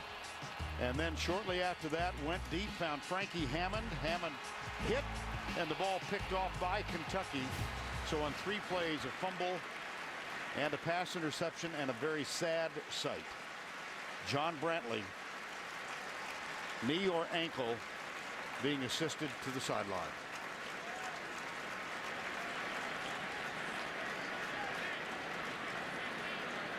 Well, he might go right to the locker room. I bet he will. His father, John, was a quarterback at Florida in the late 70s, head coach at Trinity Catholic in Ocala. And now you will really feel the result of the transition in the offense from the spread option that Urban ran a year ago to what Will Muschamp and Charlie Weis is trying to do now. There are no more quarterbacks. The rest of the quarterbacks are option quarterbacks, are now playing tight end. Now, as you said, we showed it right there. They're going to go to a true freshman. There's nobody else on the squad. Driscoll from Oviedo, Florida, and John Brantley waited so long behind Tim Tebow. Matter of fact, as a senior at Trinity Catholic, it was Brantley who set a career record of 99 touchdown passes in Florida high school ball that surpassed Tebow's record by 1. Florida's letting the clock run down. They know they're out of field goal range. They're just going to go as far as they can. And we remain in a little bit of confusion over that call.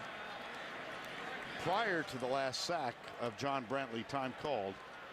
11 seconds to go in the first half.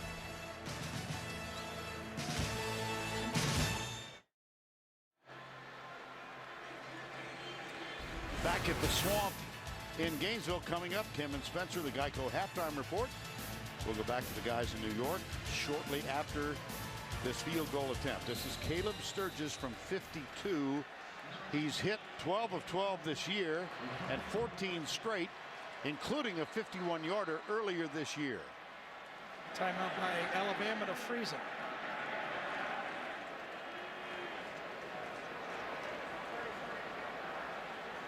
Sturgis, as we mentioned, the redshirt junior out of St. Augustine, has been a terrific force for Florida this year. And quickly before the field goal attempt, let's answer the trivia question. The assistant coaches on Saban's LSU team, Derek Dooley, he of the Orange Pants at Tennessee, Jimbo Fisher, who's watching this game tonight, Florida State head coach, and of course Will Muschamp. And they all gathered very close to the head coach, you noticed. Yes. Well, let's see, 52. See, the big 3 points.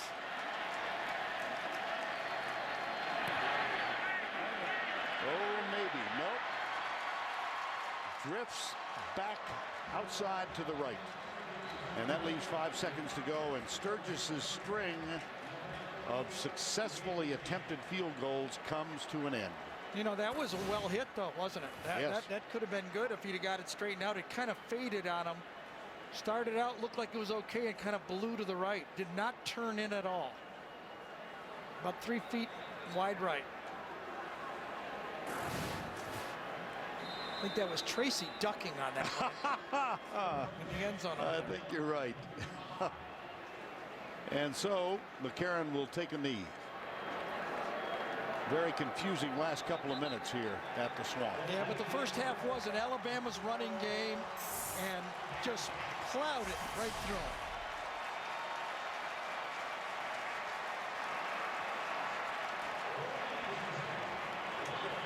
Florida struck with a touchdown on the first play from offense, 65 yards. And then the Alabama Crimson Tide outscored the Gators 24-3 to get to the halftime break, including a 45-yard touchdown interception by Courtney Upshaw. Here's Tracy with Will Muschamp. Coach, we saw John Brantley go down with that right knee injury. We saw you go out and talk to him. Can you give us any information? Not right now. We're going to go and look at him at halftime here. He's played an outstanding first half. We got to play better around him. Jeff Driscoll will have to come in if he can't go. What will you say to him as he approaches this challenge? Oh, Jeff's ready for this. He's an outstanding football player, and he'll be fine. We just got to play better around him, get our composure back on defense, and play a little bit better and tackle better. Thanks a lot. Vern? All right, thank you, Tracy. Well, one of the key points in this first half, the injury sustained by John Brantley when he was taken down by Courtney Upshaw, and you could see the right knee buckle. And I must tell you, we're still unclear on what happened now. The play prior to that. Here's Brantley back. Gary, what do you think? There is a sack. The question is, did the ball come out before his knee down? I know Brantley never had it. I saw the official, head referee Mark Curl, never blew his whistle. So that was 7-point swing right there. 'Tis a mystery. Let's go back to Tim Brando in our New York studios. All right, Vern, we're all about mysteries here. Coming up on the Geico Halftime Report, Spencer and I will have all of today's action after this word from your local station.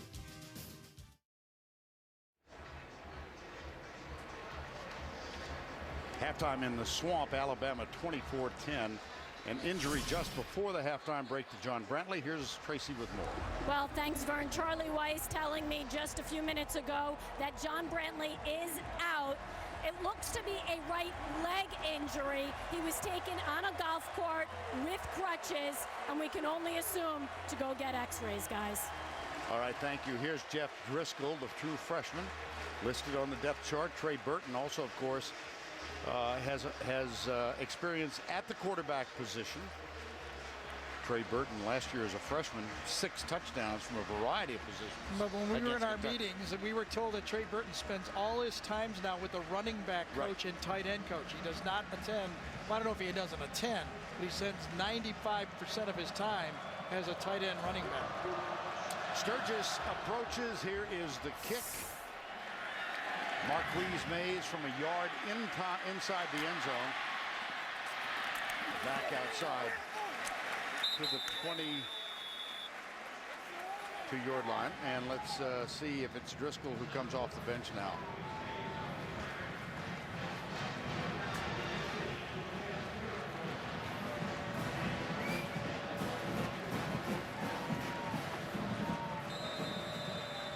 And here comes Alabama. And of course it will be A.J. McCarron who will be a quarterback. There's no question about that.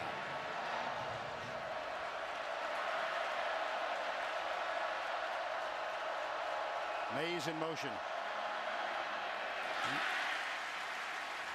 And that one unsuccessful. Well, very, very tough news for the Florida Gators. We won't see their quarterback for a moment, but impact on the game. Oh, I don't it's too much to even talk about. I mean, Jeff Driscoll has no experience at this level of playing. He's going to play maybe the best defense in college football, and it's a whole new system for everybody. I think the real difference in the game, yes, Florida was able to throw the ball, and it was looking nice throwing the ball early. Alabama can do both. Both is the difference. Here's McCarron, and Richardson coming right. Again, moving out near the 28-yard line, while Powell, number 7, makes the stop. Charlie Weiss, first year as the offensive coordinator, and Jeff Driscoll right to his right. Oviedo, ranked by those who do such things for a living, is the #1 high school quarterback in the country last year. But in the meantime, Alabama has a 14-point lead and a 3rd down and 3.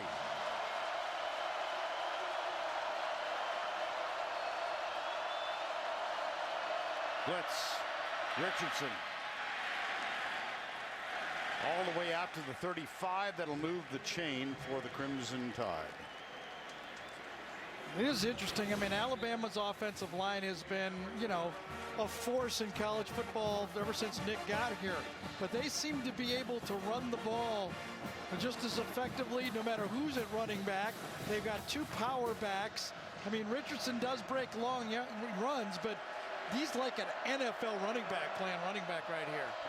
On first down, 4 or 5 yards every time he touches it. Brad Smelly heading to the left. McCarron. All kinds of time. Now he'll freelance and finds a wide open Darius Hanks out near the 48-yard line. That's another first down. How about trends in the first half, Gary? Well, I can kind of shut my eyes and figure this out right here. When you got one guy being able to run the ball and the other team not being able to run it at all, you got a big advantage. Yes, John Brantley, and I think Will Muschamp said it right. Brantley was not the problem in this game. It was the other stuff. They had nothing going but their quarterback. Here's Richardson moving ever closer to another 100-yard gain. And 7th defensive special teams touchdown in the last 18 games for the Crimson Tide. Yeah, last year, remember, it was a flea flicker pass. Mays threw a touchdown pass in the game. They had the interception. I mean, it's one thing if the quarterback for Alabama and their offense is scoring on you, but if everybody else is doing stuff, you have no chance against this well-coached team.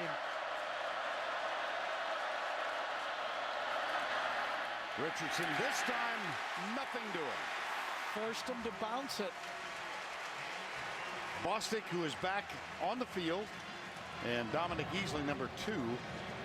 We say back on the field because Jonathan Bostic penalized for a haymaker, a swing, back at the in the first half. Yeah, Easley got penetration that time, just as you called it. That was a big part of the play. 3rd down 8. Can Florida find a pass rush?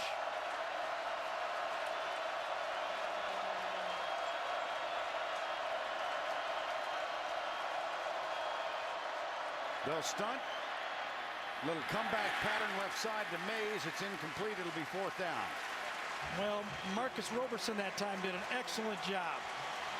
They matched him up man-to-man to the outside, and Roberson did his job.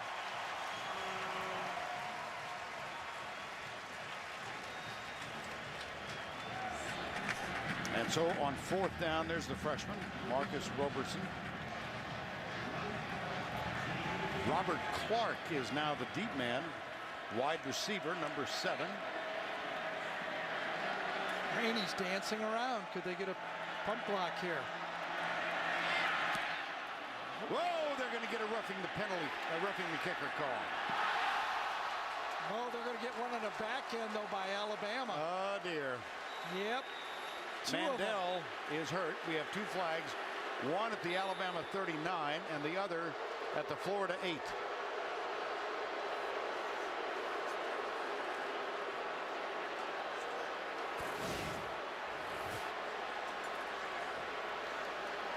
Run right into him that time. I think it was McCray. It was.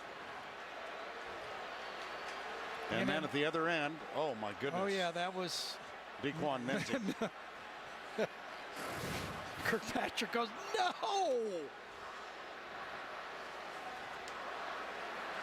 Robert Clark. There are 2 fouls on the play. Personal foul, roughing the kicker, number 34, defense.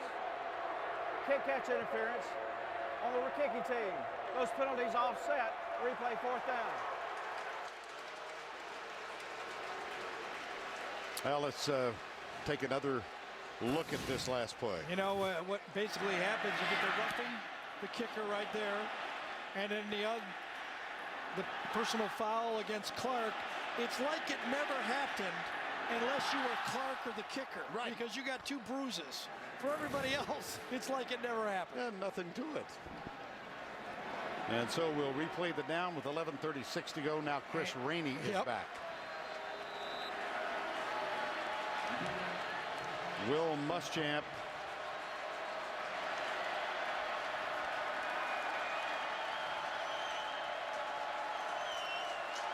on 4th down.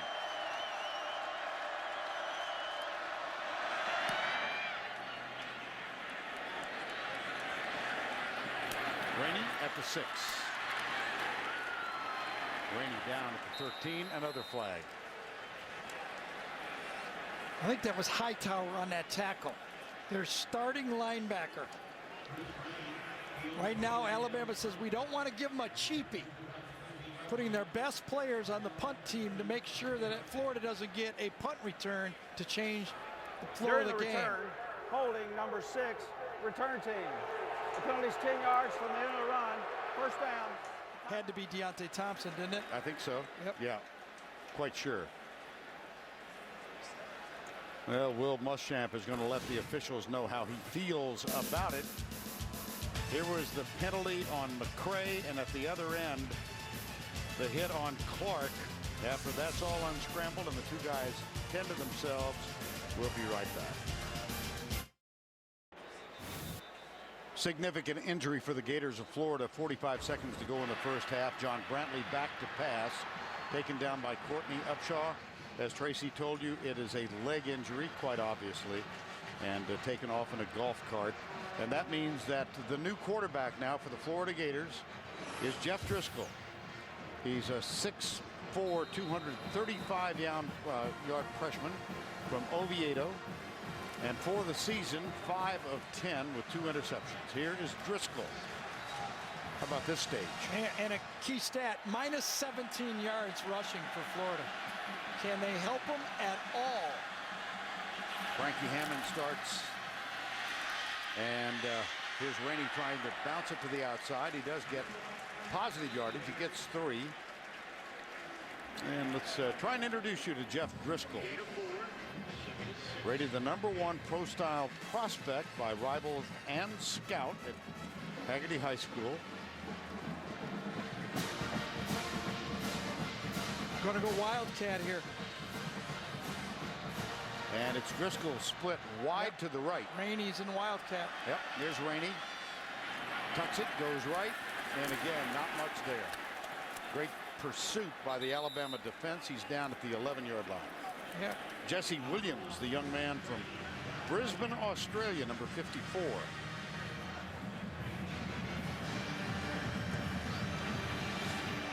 Well, as a senior, 15 touchdown passes. He rushed for 20. Also caught a couple. 3rd down. You know what I say about all that stuff? Yep. We all have good high school stats. Well, some of us do. If you get a scholarship in Florida, you do. Driscoll protects the ball. It'll be 4th down. This is like the ultimate, you know, you're one of those guys that that carries the bullets for the muskets, you know, and right. everybody, and you got all of a sudden you got the musket. There's nothing else you can do. I mean, you got the game right now. They can't run the ball. You're the quarterback. You have to throw it. Here's Marquise Mays, the ever dangerous punt returner, and David Lerner is on to punt it away, rugby style. It's been effective. Yes, it has. And again, it is. It negates the return, among other things, and it crosses the 50. That's a 41-yard punt, but most significantly, no opportunity for Marquise Mays to return it. Nick Saban's team has a 14-point lead. The Home Depot SEC on CBS is sponsored by LG, Nissan, New York Life Insurance Company, and by Chick-fil-A. Aerial coverage of the SEC on CBS Sports provided by Southwest Airlines. On the sideline, the freshman Jeff Driscoll to the right. Charlie Weiss, 32-year-old coaching veteran. He's coached for 32. He's not quite 32. Down the sidelines, overthrown for Marquise Mays. Let's go back to the studio for a John Hancock update. All right, Vern, well, cementing his position as newcomer of the year in the Big Ten, Russell Wilson with a 10-yard run to give the Badgers their largest lead of the game. He's 12 of 16 in the air, 233 with 2 touchdown passes, and that score. They get the week off next week, then Indiana. They're on their way. Back to you. All right, thank you, Tim. Eddie Lacy has replaced Richardson now at running back, second down. McCarron hands it off to Lacy, number 42. He's a load himself at 224 pounds. Omar Hunter, number 99. William Green, and down at the bottom of the stack, who we got?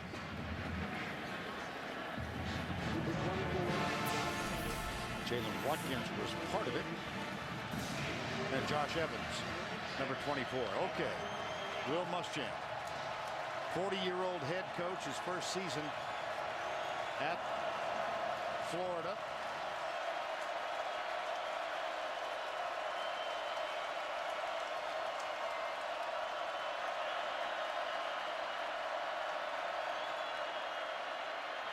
Inside route, contact, no flag.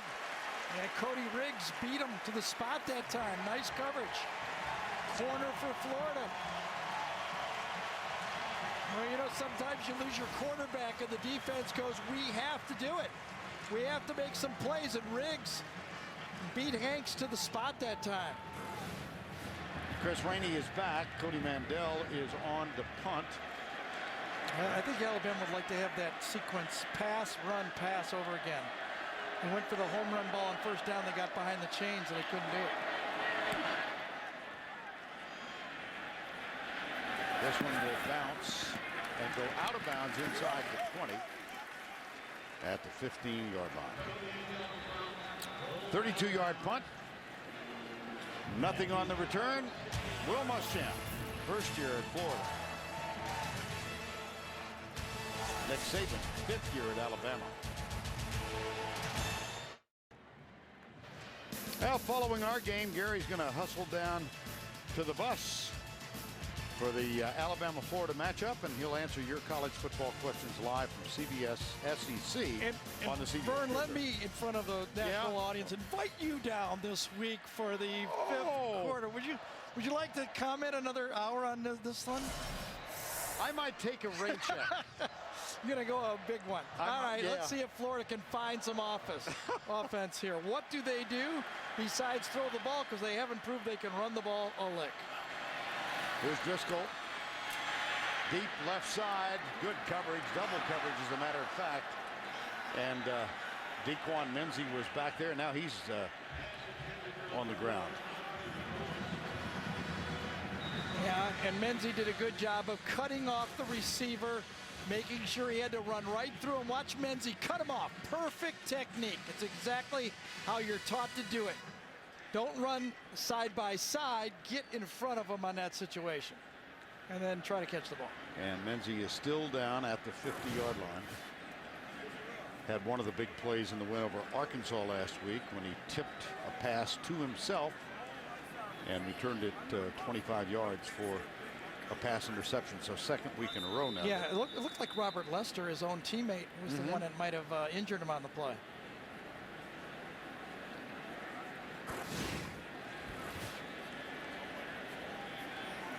No, maybe. I'm not sure. It might have been DeBose falling on his ankle. Time has been called, and Menzie apparently will be able to walk off unaided. 8:14 to go in the third. Bama by 14. Don't forget, later in the game, the play of the game presented by Napa Auto Parts. Dequan Menzie getting a little attention on the sideline. Second down. Demps is in at running back. 3 wides. Driscoll back. Deep right side. He's got a man open and overthrows him. Oh dear. Yeah, nice throw.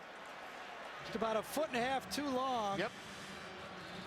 Alabama shifts up. They go one single safety. Watch the strong safety move up. Excuse me, that's Mike Barron right there. That's what I was trying to get it to.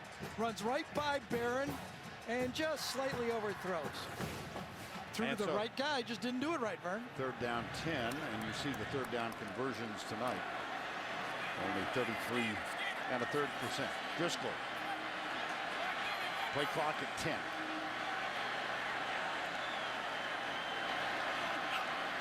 Upshaw coming from the right side. Driscoll tucks it. Oh, boy. Milner took him down, number 28. Ouch. Driscoll comes outside. He's not going to pick up the first down, and he has to now think about keeping himself healthy. He's got a long SEC season here. And this, of course, a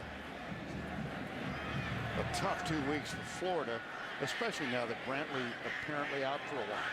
They go to LSU next week. David Lerner on the punt. This has been a very effective tactic tonight. It was touched. Who got it? Alabama got it.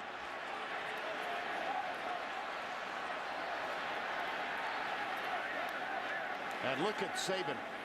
That's Fulton. John Fulton, backup cornerback, and Saban was out there to pull him away from. It's not a safe place to be a freshman, Alabama. Because I tell you, remember McCarron last year when he got an earful? Oh, Mays tipped it, and it was anybody's ball, and it ended up being Mays' ball. Now watch Saban. Doesn't need a 15-yard penalty.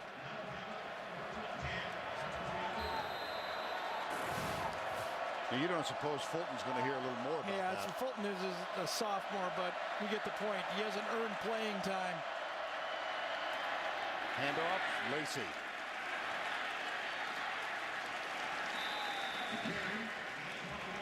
And after the play, Lacey is taken down back in the bench area. Look at this. You just don't need anything stupid, Nick Saban is telling him. Anything, just make them earn it. We've got the advantage with a freshman quarterback. Let's not give them a cheapie or 15-yard penalties. Nice move by Drake Kirkpatrick. Put his arm around his teammate and got him away from Saban. Second down 8.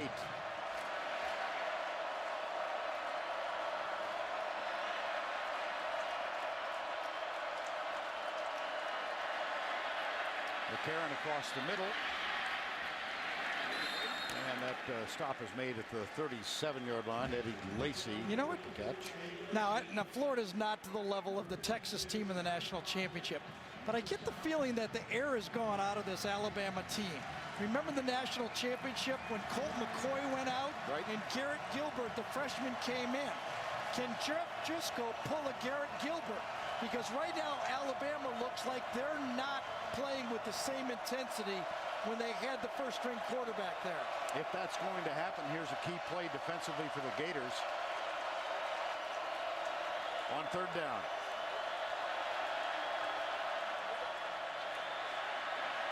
McCarron with time. And he's got a man open and does not get the pass complete. Another Intended for Brad Smelly. Another 3 and out. You let a team hang around, and all of a sudden, remember that national championship game. Muschamp was there. Remember that? He was the defensive coordinator for Texas. So Robert Clark, who was shaken up earlier, is back to return this, and that means Chris Rainey is up on the punt rush team. Rainey 5 blocks in his career. Let's see if they come hard. There's Rainey. You see number 1. He's got 1 block this season, plus a punt block return for a touchdown. Off the edge, he's knocked out of the way. Oh, what a punt. Yes, it was. Fair catch, Clark. And he takes it at the 9-yard line. Now let's go to Tim Brando for this Heisman Watch presented by Nissan. All right, Vern, Landry Jones had a big night. 5 touchdown passes and 3 quarters at work before leaving here with one of those to Ryan Broyles. Meanwhile, Kellen Moore was 19 of 33, 142 yards. That's a career low. 2 touchdowns in their win over Nevada. And Robert Griffin looked great until an interception late. Baylor lost for the first time, 36-35, but he was 23 of 31 for 346 and 5 touchdowns. Back to you. All right, and I'm not suggesting he's in the Heisman Watch, but how about the game by Arkansas quarterback Tyler Wilson today? Just as a quarterback game. Wow, 500 and some yards as they came back to defeat A&M. Here's Driscoll chased by Upshaw. Upshaw misses him. Driscoll goes deep, and that one well defended. Rainey coming down the sideline, and DeQuan Menzie is back on the field. Good news for Alabama. Well, we've got Richardson now, 110 yards per game. Lattimore, Kellen Moore, Robert Griffin, Andrew Luck. I like the 2 guys on the bottom. Do you? Luck and Wilson, until they lose, I believe, it's going to be one of those, if they go undefeated, I think they're the ones that are going to drive. It's theirs to lose, so to speak. Got it. Here's Driscoll on 2nd down, 10, 24-10. Left side, Rainey. Wow. That's Rainey's 8th carry. 8th carry, and he's under 5 yards. Upshaw is one of the great football players in this conference. Number 41 right there. Look at him go outside. Just shove the tight end out of the way that time, Kristen, and just make the play inside. There might not be a Marcel Darius on this football team up front, but their linebacker play, I mean, wow. They don't even have Mosley out here. Yes. Here's Driscoll back. Dante Hightower coming, and Driscoll gets by him. Well, how about that? Here we go. So you let a team hang around because Alabama has not played on offense with any intensity.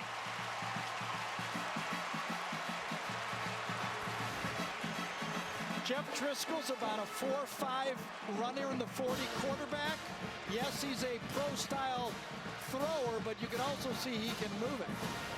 Now you almost think if you're Florida, when you get the ball to the 50-yard line, as bad as you need points, it might be 4-down territory the rest of the game. Driscoll still has it. He's in jail. Damian Square, number 92. Alex Watkins, number 91. Well, rushing tonight, Richardson and Lacey. Gary talked about this at the outset of the telecast. And look at Demps and Rainey, 11 rushes for 2 yards. That's a pretty good job defensively, taking away your most effective weapon. Demps had the 2 kickoff returns. Yes, you need him for kickoff returns. I get it. But he was out of the game after that. That was a big part of this football game. Alabama adjusted so well up front. They're in an inch to run. The one run they've had has been a quarterback scramble on a pass play. And that was a 31-yard gain just a moment ago. Here's Driscoll play action. Across the middle, oh boy. It was tipped up front, I believe. I think it was Josh Chapman that might have got his hand on that. Barron and Hightower right there, 2 All-Americans. Let's see if it's Chapman. Yep. It was. Trying to dump the ball off to Rainey. Perhaps the Alabama offense has lost a little intensity, but the defense sure hasn't. Look at this, Florida rushing yards, 13 tonight. And 31 of those came on the scramble. Can't hide a quarterback. Start throwing the ball. Here it is. That's Reed out to the 44.5-yard line. Almost, the Bama defense almost conceded that 8-yard play there. If you're going to throw it, you're going to get hit as you catch it. Didn't quite get to that 50-yard line where they could go for it on 4th down. Yep, it'll be 4th down and 6, and so David Lerner is on to punt yet again.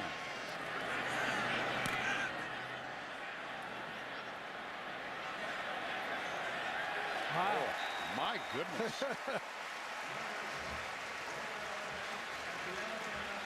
Well, you've seen David Lerner, the punter, and we've highlighted Caleb Sturgis, the place kicker. Red Lobster presents today's Scholar Athlete. It is Caleb Sturgis, 3.32 grade point average, graduated in 3 years.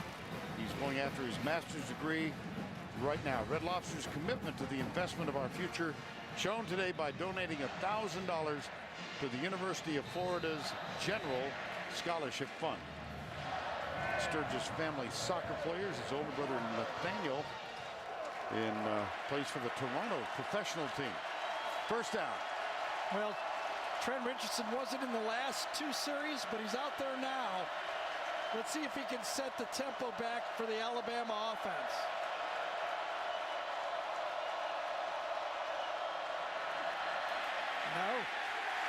No, sir. Dominic Easley led the defensive charge.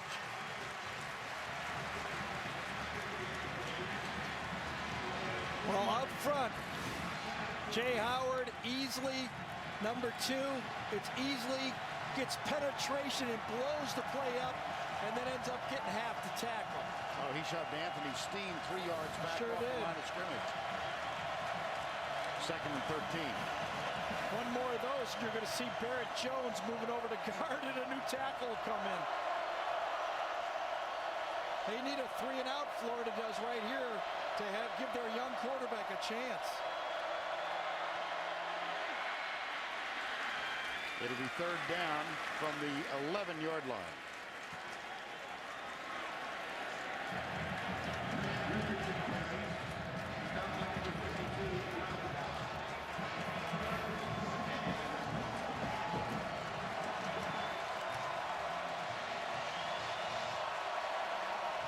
The Florida defense has to make the stop and help their quarterback. Critical play.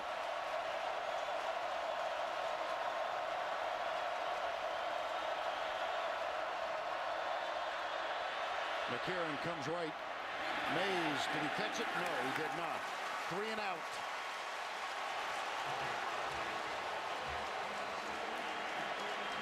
Back shoulder throw to a lock press coverage. Mays thinks he was inbounds. Let's see.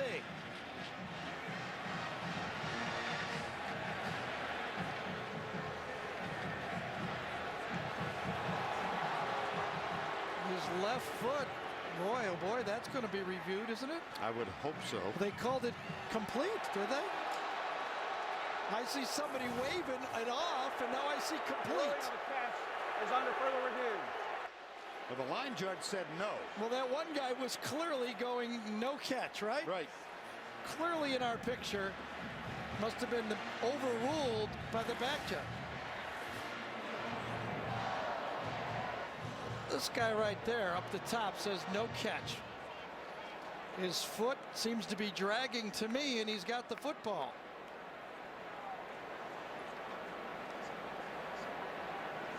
Well, Michael Shirey. Watch the wave. No, incomplete. Yep. He must have been overruled by one of his partners. Yeah.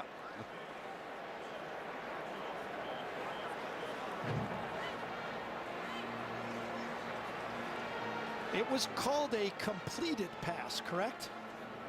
Yes, it was called a completed pass. I had my eyes on the official so did I. saying incomplete. No, so it has to be irrefutable evidence to overturn the call. Right.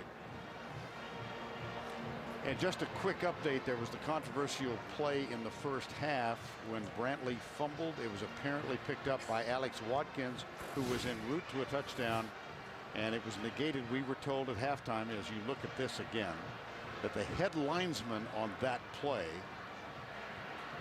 ruled the ball dead. You know, I think that might have been the first pressure situation. After further review, the ruling on the field stands. First down. That might have been the first pressure throw of the year for A.J. McCarron. The way that, you had 3 and out, and that would have been a 3 and out, and he put it exactly where it needed to be. He makes throws like that when they need him. Alabama will be very tough to beat all year. They're going to be tough to beat anyway.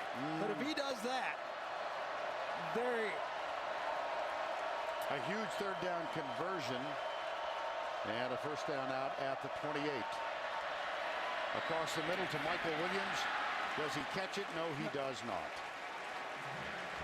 You can tell that Nick Saban told Jim McElwain, the offensive coordinator, I don't want to sit on this thing anymore. Let's just run our offense, all right? There's too much time in this game to say, let's protect the game. Let's, throw it to the other side. 2 3 and outs in a row. I think Saban dialed up his offensive coordinator and said, let's play. Whatever happens, happens. And so we've reached the final 61 seconds of the third quarter. No scoring in this quarter of play. A.J. McCarron on second down and 10. Richardson out of the tackle. Now, one of the ways to play is put your best guy on the field. That's a good concept. Yes. That's an 18-yard gain. He practically, you could just see it. The talent just sticks out. I mean, he practically, his freshman year, his first 2 football games, oh, there's an NFL player. That's what you'd say. When you look at him, all right, that guy's an NFL player. He's in his 3rd year now, and he's one of the best players in college football. And for the 4th consecutive game, he's exceeded 100 yards on the ground, currently with 112. McCarron, and there's a catch made at the 48-yard line by Darius Hanks. You wonder if one of the defensive backs for Florida is going to gamble and say, you know what, I got to make a play. I'm going to bait a throw to the outside and see if I can change the game with a great defense. That's very dangerous, because if you start guessing and they're going the other direction, it changes the scoreboard the other way just as fast. End of 3. That's the end of the third quarter. No scoring in the third quarter. And at the end of 3, Alabama leads 24-10. We'll return right after this word from your local station.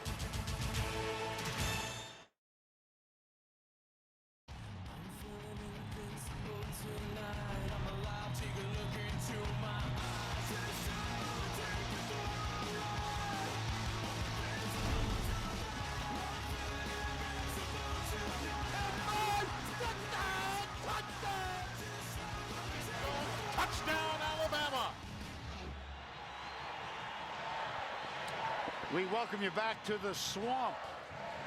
Live on a Saturday night, and in between the third and fourth quarters, one of the traditions here among the Florida fans, they sing, "We Are the Boys," and apparently the head coach got the big head. One of the boys. Yeah. Vern Lundquist, Gary Danielson, Tracy Wolfson from the Swamp. Here's Richardson. Goes right. Not much here on second down and 4. It'll be third and short. The dilemma for Florida is enormous now without their starting quarterback. Well, yes, when you're trying to transition from a running type quarterback team to a passing team, and you got one true experienced quarterback, he gets injured. I think Georgia fans right now watching this game are going, it's the best night of our life. Yes, I agree. mean, Georgia's going, we might back into this. Well, you're not going to back into it, but we might be alive for the SEC East. South Carolina loses. I mean, there's a lot of things happening for Georgia tonight. And the Gators call timeout. It's all on the shoulders of this young man, Jeff Driscoll, and the slightly older fella to his left, Charlie Weiss.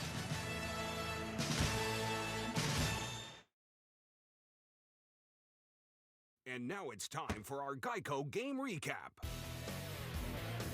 First play on offense for the Florida Gators. John Brantley goes deep to Andre DeBose, 65 yards, and that gave Florida a 7-0 lead. Alabama countered with a field goal, and this is the tying touchdown as Richardson scored from 2 yards out. Now one of the key plays defensively for the Crimson Tide. Brantley back, late second quarter, throws it in the midsection of Courtney Upshaw. He went 45 yards for his first career touchdown, 17-10 after the interception return. A.J. McCarron, a 1-yard touchdown rushing, increased the lead to 24-10. And then John Brantley, 45 seconds to go in the first half. Leg injury, right leg. And let's check in for more with Tracy Wilson. Well, Vern, there are a lot of rumors down here regarding John Brantley and whether it was his knee or his ankle. I was told it was his leg, somewhere in between. No further information. Obviously, if we get anything, we will pass it along. All right, Trace, thank you.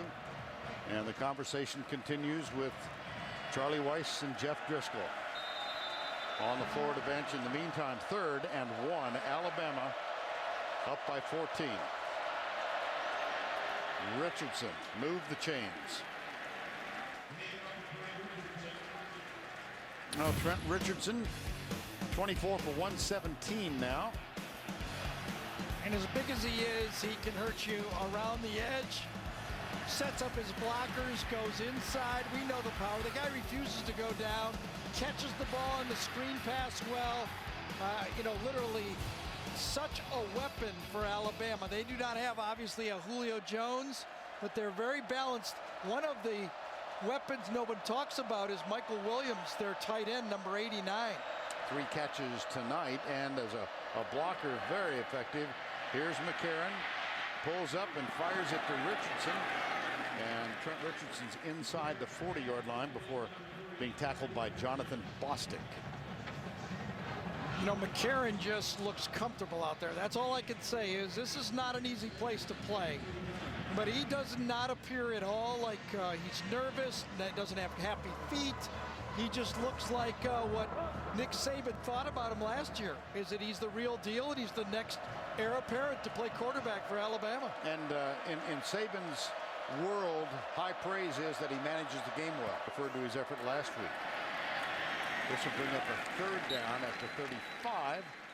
And let's check in back in New York. Once again, here's Tim.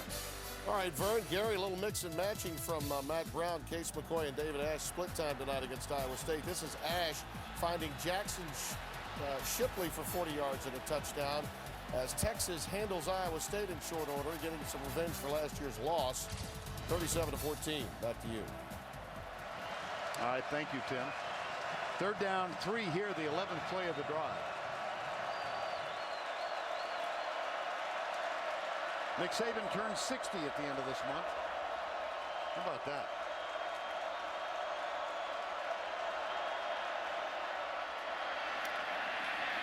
Richardson. Look at that. Say good night. Touchdown. Oh, my.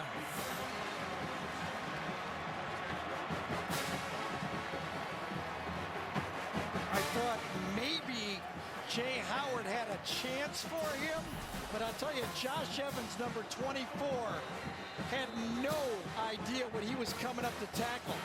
He was coming up full speed, and a train passed him full speed. McCarron will hold. Carson Tinker snaps it back. Richardson, a 5-yard touchdown run tonight and tacked on 36 on that one. Well, I'll tell you, Womack did a good job here on this play. Offensive line blocks down, and Womack comes around and makes the block inside, too. Watch this. A delayed draw, comes down. Watch Womack. Oh, look at that. Fits exactly with the linebacker, and then, bam, he's supposed to be a big back, a first down back. He's a game-breaking back also. He's got 155 yards on the ground tonight.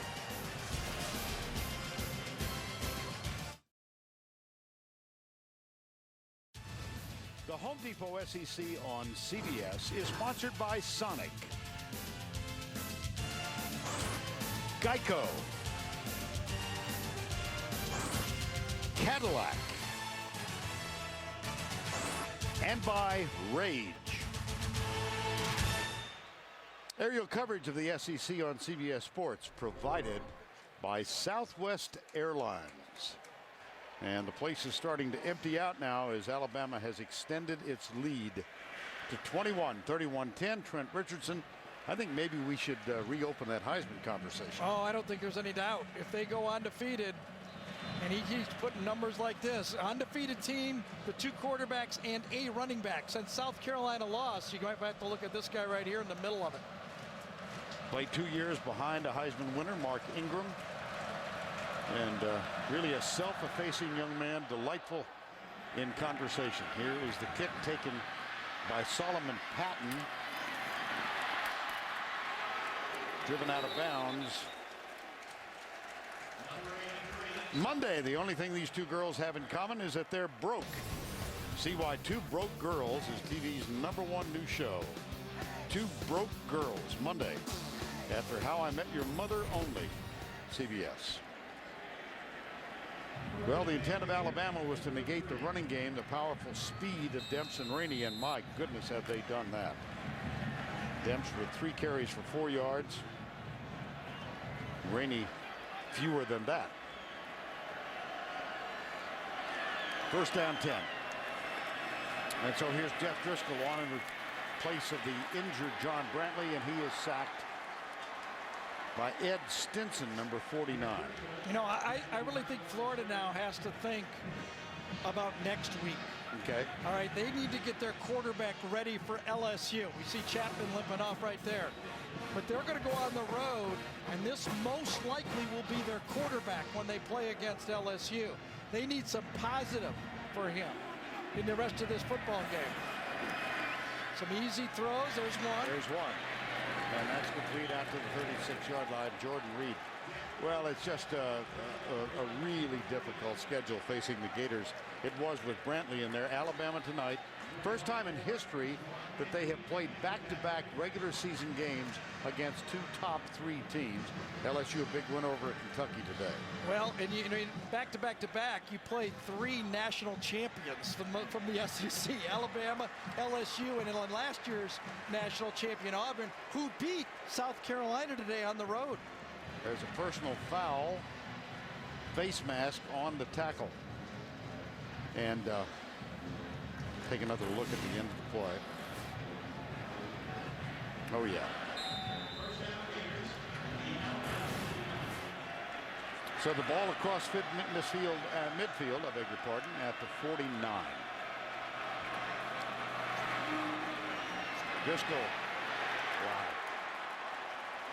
Nick Gentry this time, number 58. There's a guy I never talk enough about, Nick Gentry. Every time I watch a play, I go watch the replay the next day, I go, Gary, why did you mention number 58? I mean, the guy is a gamer. He's not a superstar, but he's one of those guys that's a plugger and makes plays throughout the whole game. And he was an important part of one of the key plays tonight when he put the pressure on Brantley, and that led to the interception by Upshaw and the subsequent return for a TD. 5 sacks now for the Crimson Tide. Kirkpatrick is coming. There's a fumble. And it's taken by Alabama. Oh, my goodness. Yep. Nico Johnson, number 35. So the Crimson Tide is surging now. Yeah, this is, you know, I thought, you know, Florida might have a chance to win this game if they did everything right and Demps and Rainey were a factor in the game. But the worst thing that could happen is what's happened tonight. You see it, fumble the snap, and then it gets kicked by Jalapeno right there, right to Nico Johnson. Everything's gone wrong. The first play, and then a quarterback injured, and no running game, as they still have to play October and the rest of the schedule.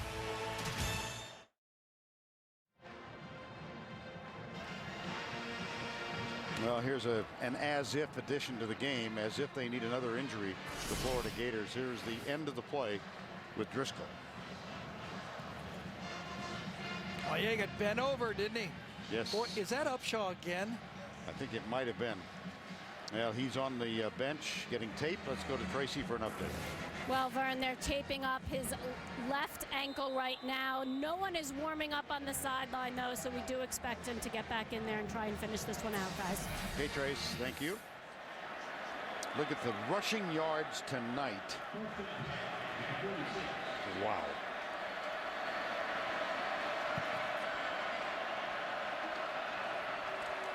the first Richardson, Wildcat. first of the year. Yes. And gosh, gee Willie. And you know what this kind of reminds me of now is how Nick Saban used Mark Ingram a couple of years back when he won his Heisman against South Carolina. Remember that? He had all those carries. I think he was over close to 250 yards in that football game. I think Saban now is showing the rest of the people, especially LSU, be ready for this too, by the way. Because we all remember we got this too. Richardson's career high now. He had 167 earlier against North Texas earlier this year. Whoa. Marquise Mays and the direct snap to Richardson. So he adds to the total. Do you want to go back to the one play that I think kind of broke this thing open in the second half for Alabama? That 3rd and 9 throw from McCarron to Mays on the sideline. That was probably the only pressure-packed play for McCarron the whole football game, and he came through. Well, the starting offensive line still in there. Oh, yeah, you're not taking them out as long as number 3's in there. McCarron is lined up wide to the right, top of the screen. So the Wildcat again, Marquise Mays. Here's Richardson. That's pretty impressive, isn't it? It really is. I think this is probably going to be the last series for Richardson in the football game. And that was the last carry. There you go. Gave him just enough work to get ready for that Wildcat against some live action. I think nicely done there by Nick Saban. At a career high of 181 yards on 29 carries. That probably was key too. The career high he was looking for. Eddie Lacy has taken his place. Lacy with a season high and a career high of 162. And look at him, touchdown Alabama. As you said 2 weeks ago, thunder and thunder. Thunder and thunder.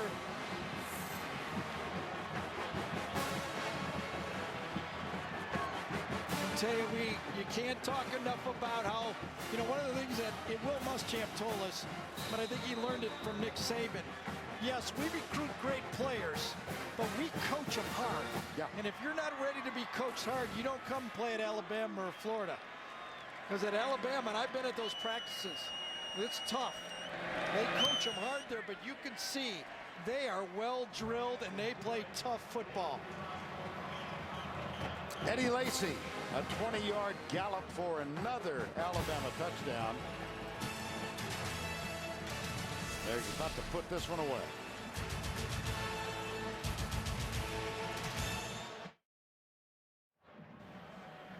Alabama 38-10 as the Swamp has been drained of fans tonight.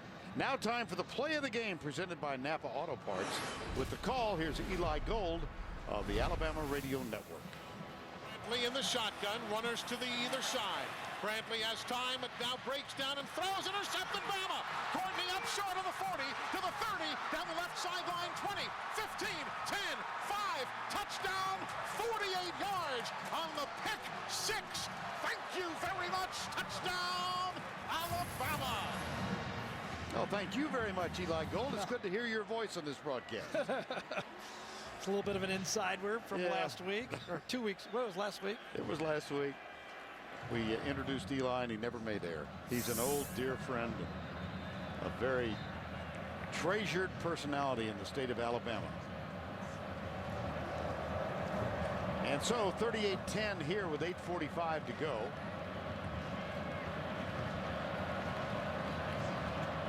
Cade Foster will kick it off. Solomon Patton fumbles again. Yep. Who got it? Florida got it.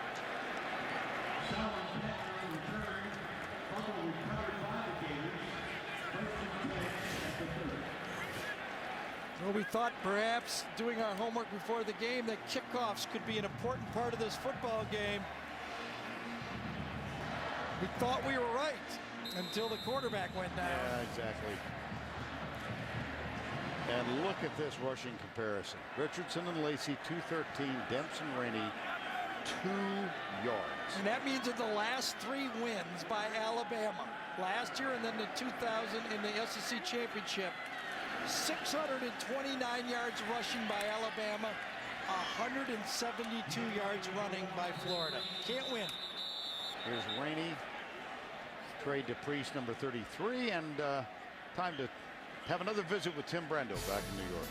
Vern Gary Monty Ball has had a big night for Wisconsin. On Wisconsin, this 15-yard touchdown run is his 4th of the night. 30 carries, 151 yards as the Badgers roll, and Notre Dame doing the same to Purdue.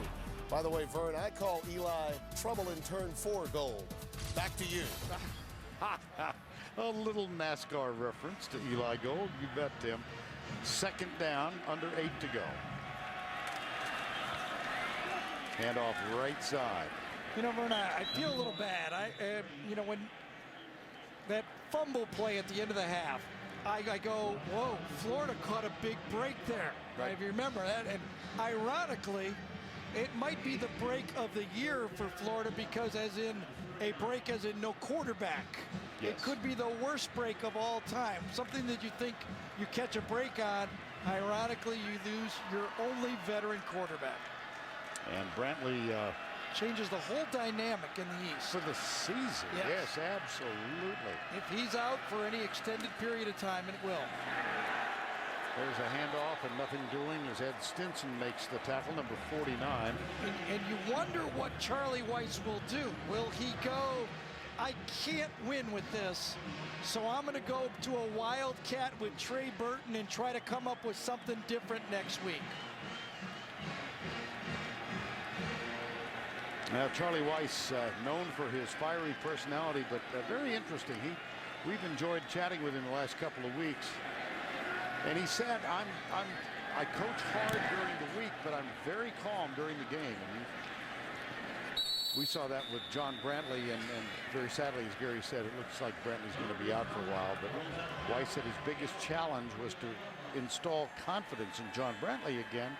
And even Kirby Smart, the defensive coordinator for Alabama, said, I've seen Charlie Weis's influence in that respect. Oh, yeah, and Kirby said Kirby Smart recruited John Brantley to Alabama. Right. So, you know, we know what type of athlete Brantley was coming out, but, boy, discouraging. It is going to be discouraging, and Will Muschamp will have a job in front of him. He doesn't have a lot of head coaching experience. He's going to have to fall back on everything he's learned through his career to handle this situation arising right now to be the head coach of the Florida Gators. Jalston Fowler, number 45, the sophomore, is in at running back now. Goes right. And look at him power his way out across the 35 to the 36. Got to say something about DJ Fluker, number 76, the big right tackle for Alabama. Florida felt that they could attack Fluker. They believed that he wasn't quick enough. Now, I've watched him all game. He has handled the job.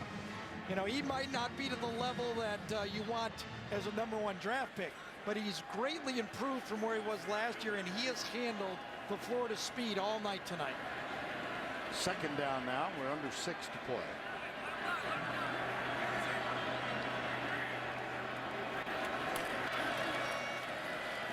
Fowler comes left, breaks a tackle, 1st down, Alabama. And what's in front of Alabama now? Yeah, and you know, who do they lose to, right? I mean, you can't believe Vanderbilt's going to beat them. I don't think. Ole Miss is not up to it. Now, Tennessee, do they have Hunter back? Maybe. And they got the open date. They ain't losing that one. No. And then what's that game? Yeah, there's a one there with LSU. That might be on their schedule until the last game. How about that at Auburn game again? That thing always turns out funny. Yes, it does. And Jason Hunter for Tennessee is out for the year, so ruled. And boy, are they going to miss him. That's like flying with one wing. Right. Phillip Sims is in at quarterback now, replacing McCarron and the entire offensive line. Also left. There's a a pretty decent contingent of Alabama fans sitting right behind the Crimson Tide bench. And none of them have left, I promise you. And just to highlight the job by that offensive line, not only have they produced running yards, 232, but also remember this, no sacks in this football game. Not one sack given up by this Alabama football team.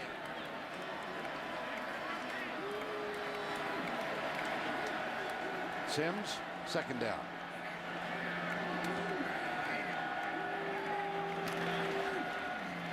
Not this time. Fowler dropped all the way back at the 40. Well, there's John Michael Boswell is in there. There's Barrett Jones, the graduate, Jeff Purinton of Alabama on the right.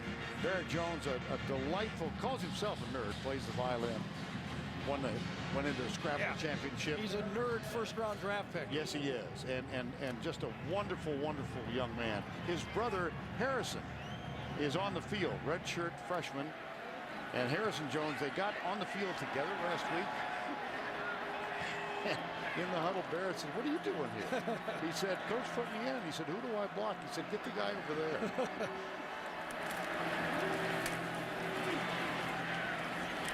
Fowler.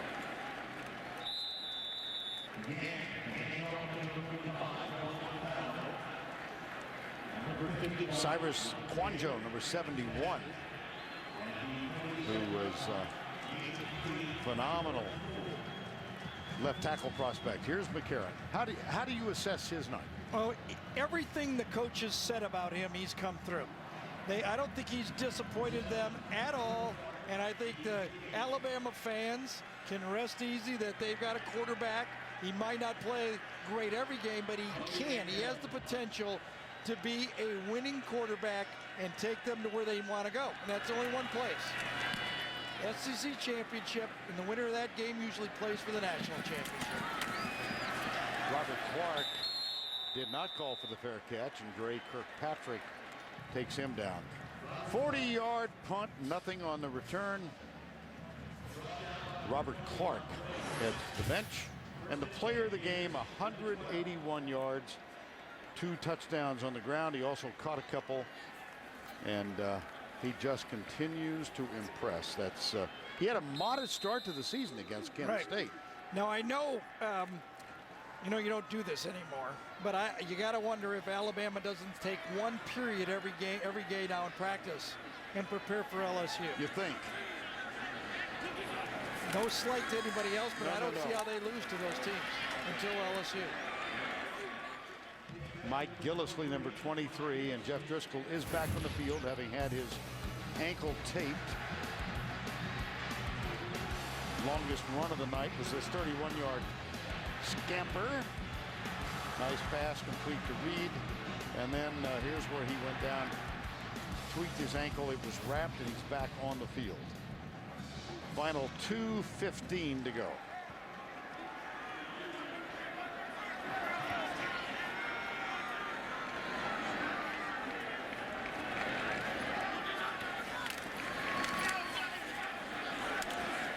Gillisley. Trade to Priest, number 33, freshman linebacker out of Ohio with the tackle. Just a quick reference to the Georgia Bulldogs. Yeah, I mean, they won today. Yep. Excuse me. And they're alive. I mean, South Carolina loses. That's the team they needed to lose because they lost to them. Lost their first 2 of the season, Boise State, South Carolina. Now, of course, South Carolina still has the tiebreaker, but life. Third down. Gillisley. It'll be 4th down. Number 23, Mike Gillisley, the ball carrier. That's Vinny Sunseri, number 3, who made the tackle. Vinny Sunseri's brother Tino is the starting quarterback for Pittsburgh. Big win last night. And their dad is an assistant coach here on the staff, Sal Sunseri, who was a star at Pitt. And ironically, Sal Sunseri was on the staff at Louisiana State in 2000. He chose to depart. That created the opening, ultimately filled by Will Muschamp. Connect the dots.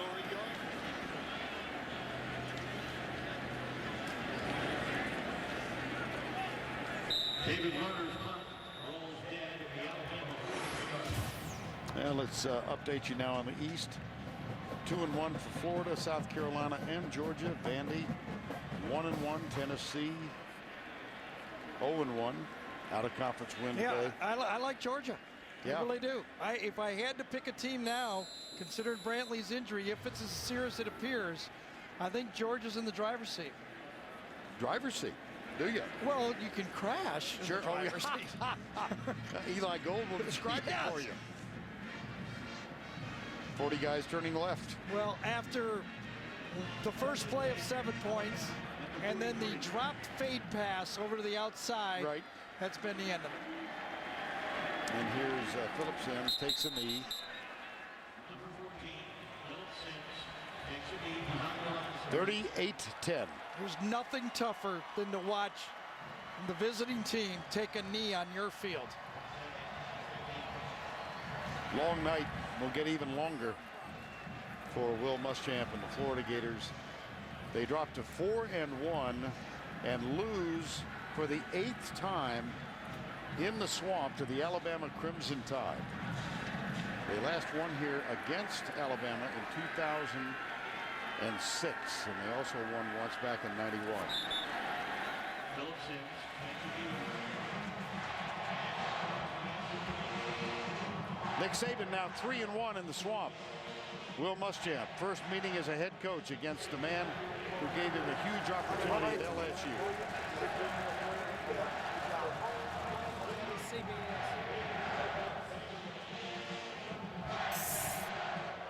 A.J. McCarron managed the game well.